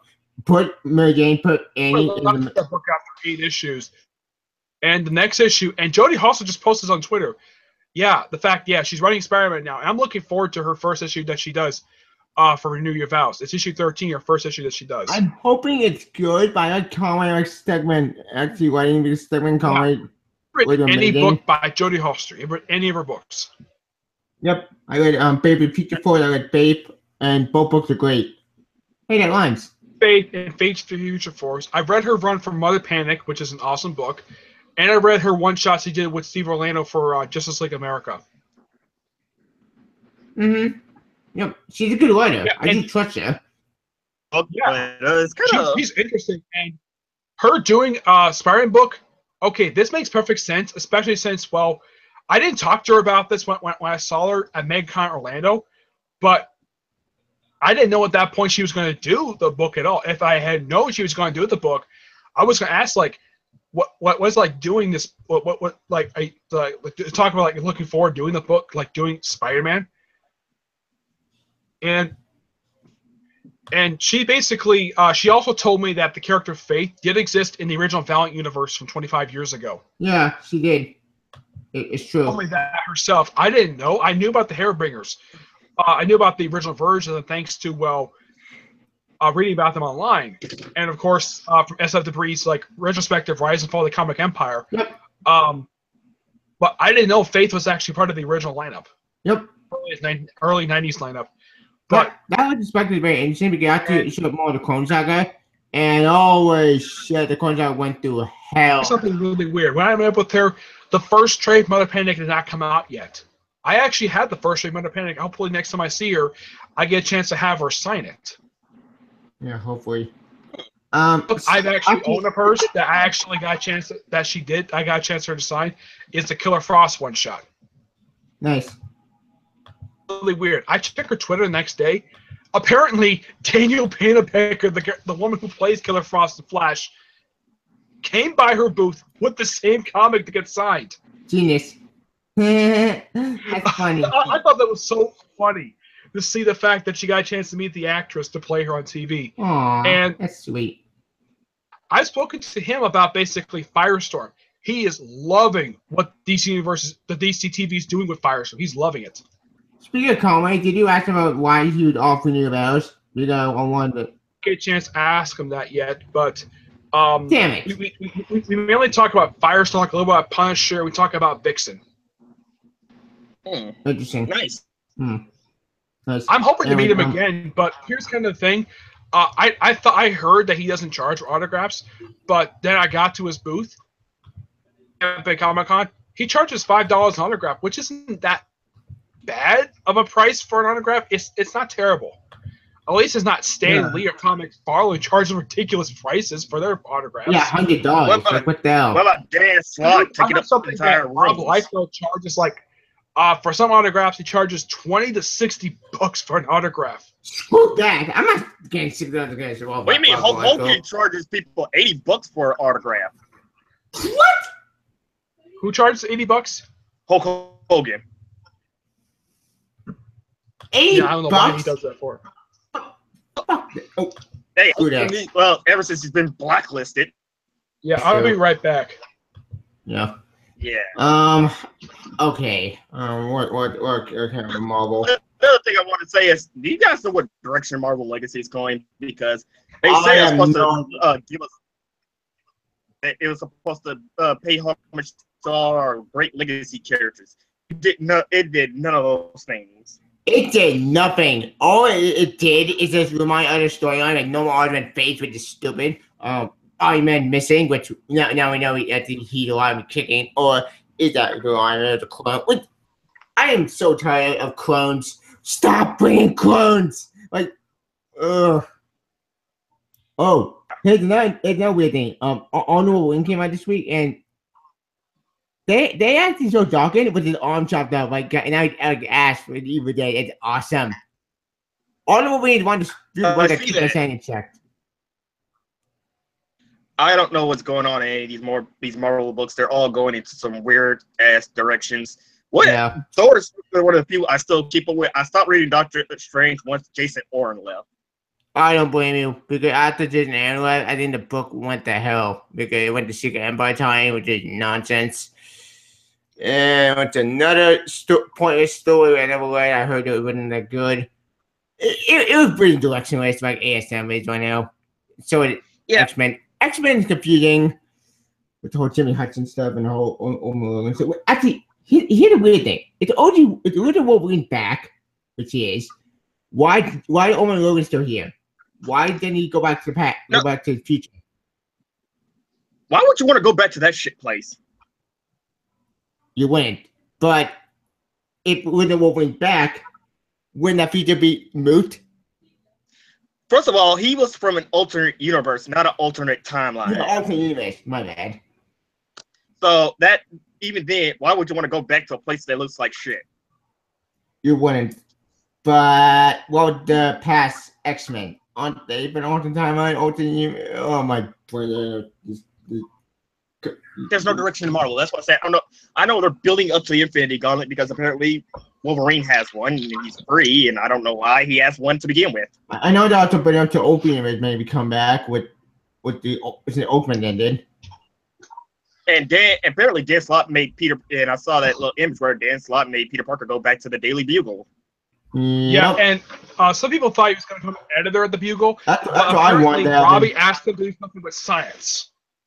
My theory is that Peter Parker is going to take over, going to do their science magazine. He's going to probably be the editor of that magazine, probably write articles for it. Oh dear God, that's not what I want at all. Well, I want editor. I want to become editor in chief. No. Timmy, this is what you always wanted. You know, everybody kept whining about getting rid of Parker Industries. You can't whine about this now. That's true. Here, the Parker Industries thing, you can't deny that this was a good idea to do. It was a good advancement of the character. Basically, even though, yes, they basically made him a ripoff of Tony Stark. But here's the thing. At least he wasn't a playboy, like Tony Stark is noteworthy for doing. Well, problem about that. Everybody was against him, and he was against his own self because there's a lot of moves he did that were stupid. It was Don coming in to begin with, not Peter. It was also mentioned in the recent issue that possibly, you know how in the first issue of Post-Secret Wars for Amazing Spider-Man, where he talked about the start of the Uncle Ben Foundation? Yeah, that's now gone. They say it's still around, but I'm curious though. Where is the foundation getting its money from? Because Parker Industries has been liquidated. Yeah, lost everything. Yes. It's probably gonna go bankrupt. And this is why I don't like the Marvel Universe. Yeah, but here's my theory of what might happen to it. Say, Stark International took that over. In order to, let's say, get back on top, even though the company, post-Secret Wars, somehow, I have no idea how this is, they apparently were suffering through financial troubles. They were going bankrupt, and somehow, fifth time that this happened to Stark? I actually have a theory that Alchemax may take over the building, because we all know without it's head of Alchemax. Alchemax does not exist. What they did is they took over they basically, how the company worked is that was explained in Superior Spider-Man is that they bought basically took her shares from Oscorp and basically formed sort of Allen Chemical, and then she bought Horizon Labs, Alchemax. My theory, the reason why Slott did that, probably because the 29.9 line. That's just a theory. But here's Alchemax was purchased in the future, not the past. Yeah, I know that. But here's kind of the weird thing.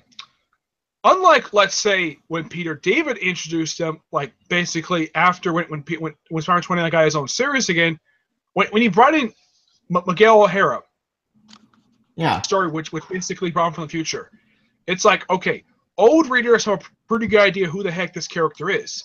I knew who he was because I had read some of his comic books. But new readers have no idea who the heck this character is. They have no idea who Miguel O'Hara is. Yep. And Peter David, when he did his first issue, he actually did something to... he actually explained the character's backstory in just the opening couple pages. So basically, he recapped his origin story, just so he could get new readers caught up, like who Miguel O'Hara is and how he got his powers. Mark Waid did the same exact thing. Okay, Edgar.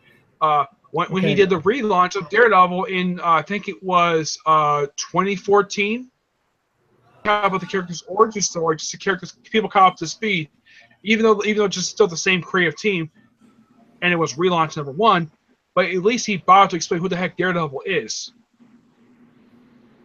Yep. Speaking of 29, I did hear sources. Apparently, the X-Men Blue are going to 29. They're going to the future, baby. X-Men 29. Yeah, which kind of begs the question, like, what's going to happen to Tempest and Miguel's son?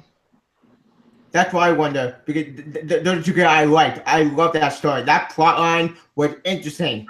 I want more Miguel's son, but no, we don't get that. That book gets canceled. Yeah, I don't know why. 29. Really bizarre. The book itself, I read the layers page. It was no announcement this book was something. It was like, oh, 25th issue was the last one. That's it. With Marvel in the past, this has been a problem for the past couple years. Marvel very rarely has done this thing where they actually this book is ending. There's like no announcement of it. It's just like, oh, this is the last issue and that's it. At least some of the series have ended, like series like Howard the Duck, Web Warriors. I'm gonna take another one. Angela. Angela Queen of Hell, that ended. Yeah, that ended. But at least they bothered to tell people the book was ending. Yeah, Angela's done. They just abruptly that got canceled. Well, I think this year we've had more books get axed than last year. I didn't know that. Kane Squash, but that got canceled, and that was abruptly. Yeah, but that book ended back in 2013. That was 4 years ago. Damn time was. I mean, like, here's the thing. I mean, like, honestly, like, there's things that I honestly don't understand. Like, for starters, why cancel? Just like, hey, you just started. What the fuck, man? 5 issues. Did Spider-Man want to get canceled? Yeah, along with Silk. I mean, okay, Silk did get canceled. I was right. I did call that one. Yeah, Stoke ended this volume after only publishing 19 issues, but combined both volumes, 26 issues. Wow, that's worth nothing. Yeah, and I didn't even like it. The Spider-Man ended, and Hopeless didn't bother to explain who the heck the father is. I mean, we were asking this question for 17 issues, and the question was never answered by the time the book ended. Yeah, that really infuriated me, because what the hell? You gave it the answer. You gave it nothing. It's like Scott Spider. Yeah, since the book has ended, where has Jessica Drew popped up since then? She popped up in the Doctor Strange Time for Secret Empire, which is boring. She appeared in the opening issue, and she also appeared. Excuse me, Mighty Captain Marvel before it was renumbered to 125. Really using her at all for some reason. It's like all they care about Marvel are Peter Parker, Spider-Gwen, and that's it. They don't care about Peter Parker, it's just Spider-Gwen, Marvel together. They don't give a damn about the Spider-Web Boy crap without notice. Wait, actually, yeah, the book was interesting. It had good idea, but the book, I think, was canceled due to the fact that I think a lot of these books have pretty much the same problem. Marvel doesn't market these books at all. Yeah, the big money. Oh, they do market them, and then If they it's stop. an event, Marvel will market it. If it's just a regular book, Marvel doesn't market them at all, doesn't promote them. Though they have If been you're doing not that an with the cosmic books, they've been doing that with the Crossovers. X-Men books. No. If you're not an Avenger or an X-Men, you don't get marketing. Yeah. They market Well, the Miss She-Hulk Marvel is book the champion. nonstop. She's not on the Avengers. She's on the Champions. But the only reason Marvel's not canceling her book because she's popular. Yeah, like no one Marvel would get. Plus, she was a mega hit. I mean, plus, Yeah, I she was a like mega her. hit. And many people enjoy her. I do. I don't mind her. She's a flagship leader, female lead. That's why. Yep, and she's That a too. cool character. Yeah, I like her. I couldn't agree more. And plus, she's doing well. She's making a lot of teenager boys and girls reading the books and of her, and just like, and plus, there's things that let's just say tackle stuff that you don't usually see in a long ass time. Especially in Marvel these days. But I mean, but yet again, this is the one factor of my biggest issue is, if you're not like that's the thing. If you're not an X-Men or an Avengers type character, like you'll never see Iron Man or flagship character get their book canceled because the name alone will sell well. Or Doctor Doom. Or Infamous Iron Man. Tell you, he's a fucking Fantastic Four character. Fantastic Four hasn't been at the highest point like they used to. The only time I think they've gotten their peak is through the 60s and 70s, a bit of the 80s. But that's really it. They declined a bit. Sorry. Yeah, but there have been some good people who have written the book since then, like Chris Claremont. Yeah. Mark Waid. Yeah. Mark Waid. JMS wrote them. Hickman had a great run for the book. The last writer who wrote the book, and when you read the book, yeah, you're reading Fantastic Four, and that's James Robinson, who had 18-issue run in the book. I feel like James Robinson keeps getting screwed over at Marvel. His books keep getting canceled. What? His ASM book got screwed over. He got screwed over. Fox literally fucking said, "Hey, cancel your fucking book because your book ain't gonna sell shit during the movie when it comes out." I mean, like it's just. I mean, like the thing is, like the movies sometimes, like just face facts, it sometimes promotes the comics. But then it didn't affect the comics at all. It affected its own or the opening Fantastic Four, and I went that then I went that before then it bombed. Yeah, and from what I can tell from the images I've seen of it. Despite the fact, yes, it's an adaptation of the first arc of Ultimate Fantastic Four. Nothing to do with Old Fantastic Four at all, because Doctor Doom is completely different from how he's depicted in the comic books, and his look is completely different. Yep, it's very stupid. Yeah, I'll say this, Nick. You've gotten blessed, man. Your soul has been saved watching. I still want to see how you do with that. How would your thoughts on that Fan Four Stick film? What's your thoughts on the film? But God Almighty, that movie destroyed the Fantastic Four. Yeah, I've seen two reviews of it from two different people. I saw the Blockbuster Busters review of it, and I saw Nostalgia Critics review of it. And normally we think of his reviews that he does. Usually his films reviews are pretty good, or actually just Nick, bad films. It's their opinion. I don't exactly agree with their opinions on a lot of the movies they do, but yeah, they just do it for entertainment value. They may have different opinions than the actual characters they play. Yeah, that's why I kind of feel like the Blockbuster Busters lost its touch on. He says that all the movies he's reviewed, for a movie is the only one he actually generally hates. Well, like I'll just say this. I mean, like he's a good reviewer, but it's just like he's reminding me of the nostalgia critic. This thing where he was doing this lately because of Patreon. he was jumping into movies and beating up people from the movies. Now he's just, well, kind of gone back to what he was doing before, probably to save time. Has this green screen background where he talks about the film, shows some clips of it, and doesn't do much. He just talks about it and gives his own opinion about it, but he doesn't like smash like he used to do. Nick, I read the first miniseries of Cloak and Dagger. Pretty good. Yeah. I actually really hope they did capture that book a bit. I really hope so. I mean, that had a lot of drama, for doing a good job with that miniseries. A lot of dark shit in there, but yeah. Nick, do you hear me? He's one of those writers I would love to meet, but the guy's still in the hospital after 20 years. 20 years? Damn. He's been in the hospital since he was an accident, and he's been confined to a bed. He's been in the hospital for the past 20 years, and was coming when they started doing. They did this foundation where they would raise money to pay for his medical bills. I'm hoping he's okay. Hey, did you hear what Nick said? Edgar said, Nick. I don't know what he said. Oh my god. Okay. I read the first run of Cloak and Dagger. Yeah. I actually thought it was pretty damn good.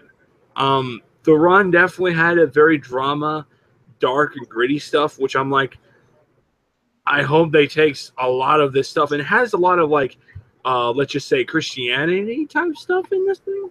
Well, Cloak and Dagger all Christians, I think. Kind of like Daredevil, basically. Yeah. No, yeah, kind of like Daredevil. That reminded me on that. But I'm like, will they ever do that? And that's another thing. Will they have like sort of like a costume for Cloak and Dagger for the TV show? I don't know. I know there's a cloak. I know there's a cloak, speaking cloak. Hey, that line. Cloak is literally, I haven't seen hardly any promotions here for Cloak and Dagger. The only show I've seen lately getting some promotion material is the Runaway series. Which I'm happy about it. But here's my concern. I am concerned that they're going to take Molly backstory to have a mutant. She's going to be inhuman, which I'm hoping they'll do that. For other cars, don't take Molly inhuman. Whoa. Say, what? They would have to change it for the show because Marvel can't do anything with mutants because Fox. Yeah. I mean, look at wait. Scarlet Witch and Quicksilver. Guys, I'm literally. They were mutants. I'm literally lost right now. Who is a mutant? Molly. The youngest member. The youngest member of the Runaways and the little girl. I think I know. I think I might know her. I mean, I haven't tackled on her. I haven't tackled on the comics yet. I do see a lot of the elements. My only concern is how they're going to fit in the Velociraptor fucker.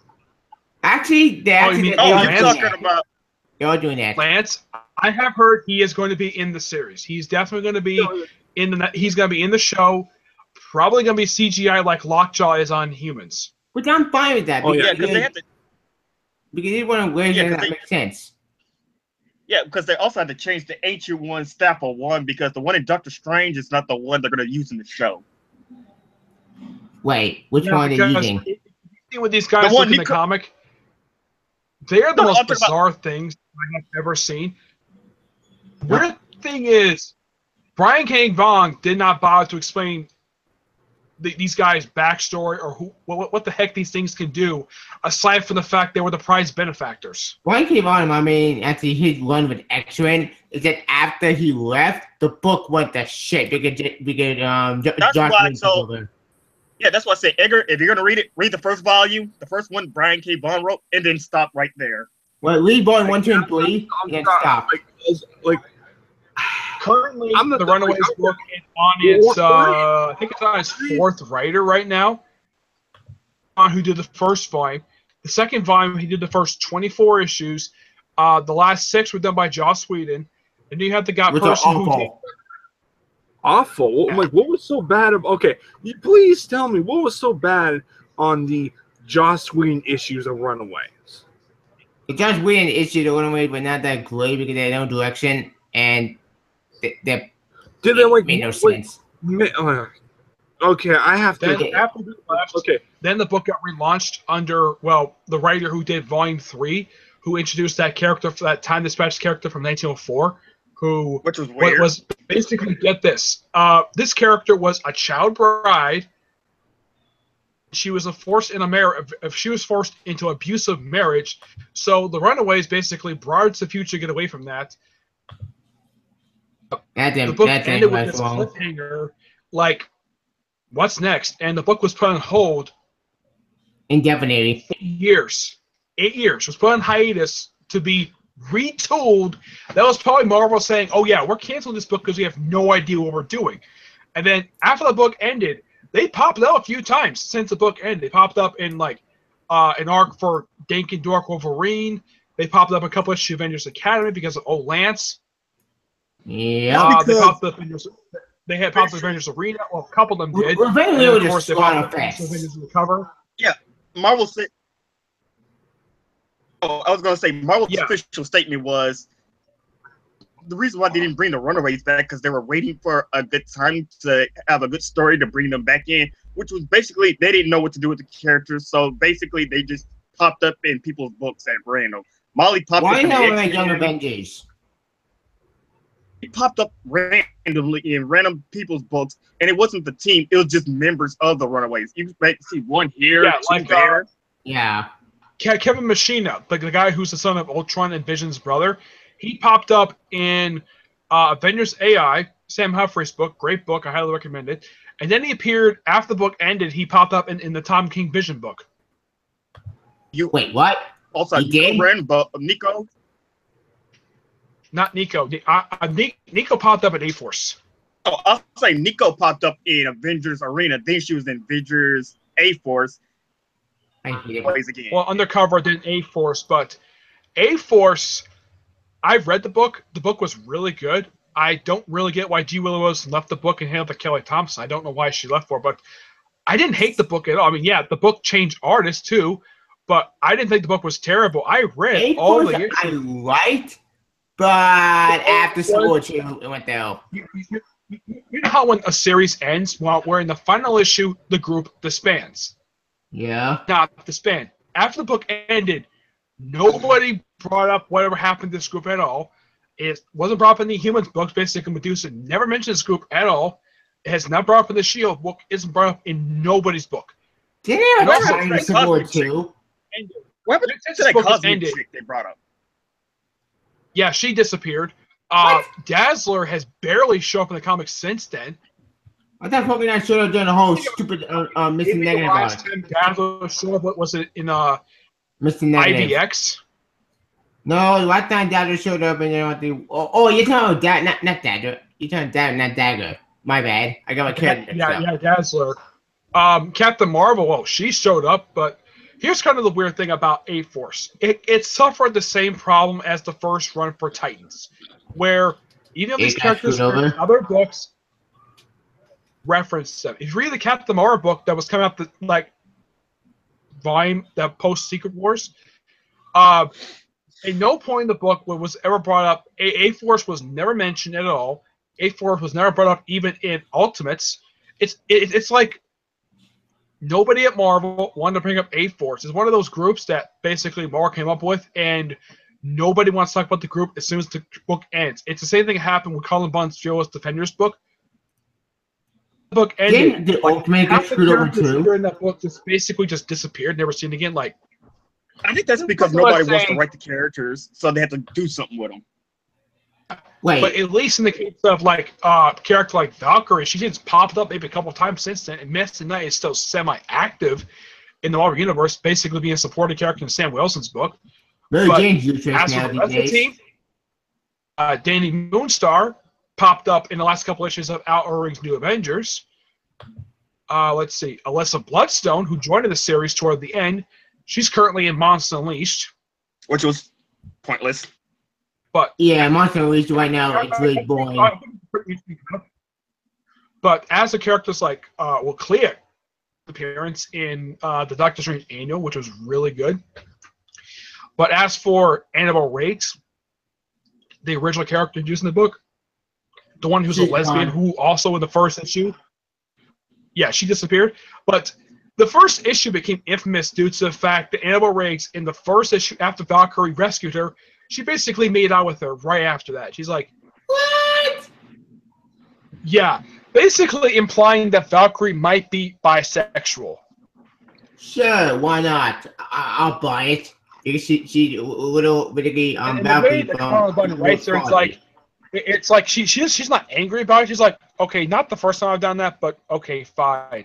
It's like she just basically she doesn't shrug it off, but she doesn't have a problem with it at all.